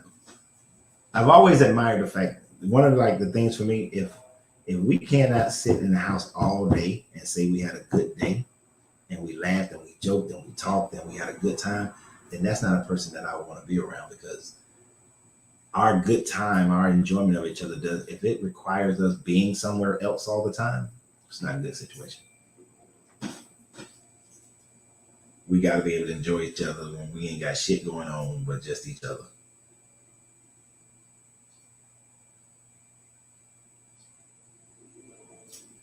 Yeah, grandma went first and grandpa went 2 months later. Yeah. Because that's the whole part of you. You built your life with somebody and then they leave. It's like, especially somebody you wanted to be with. You have a great, that couple, and there's some other couple. There's a couple who lives not too far from me that I got to know the inner workings of their relationship. And it didn't matter. His kids could want something, but if his wife wanted it, he gonna take care of his wife first, and she gonna take care of her husband first. They never, one of the things I really enjoyed about them, they never let outside people interfere with their relationship. They never allowed that.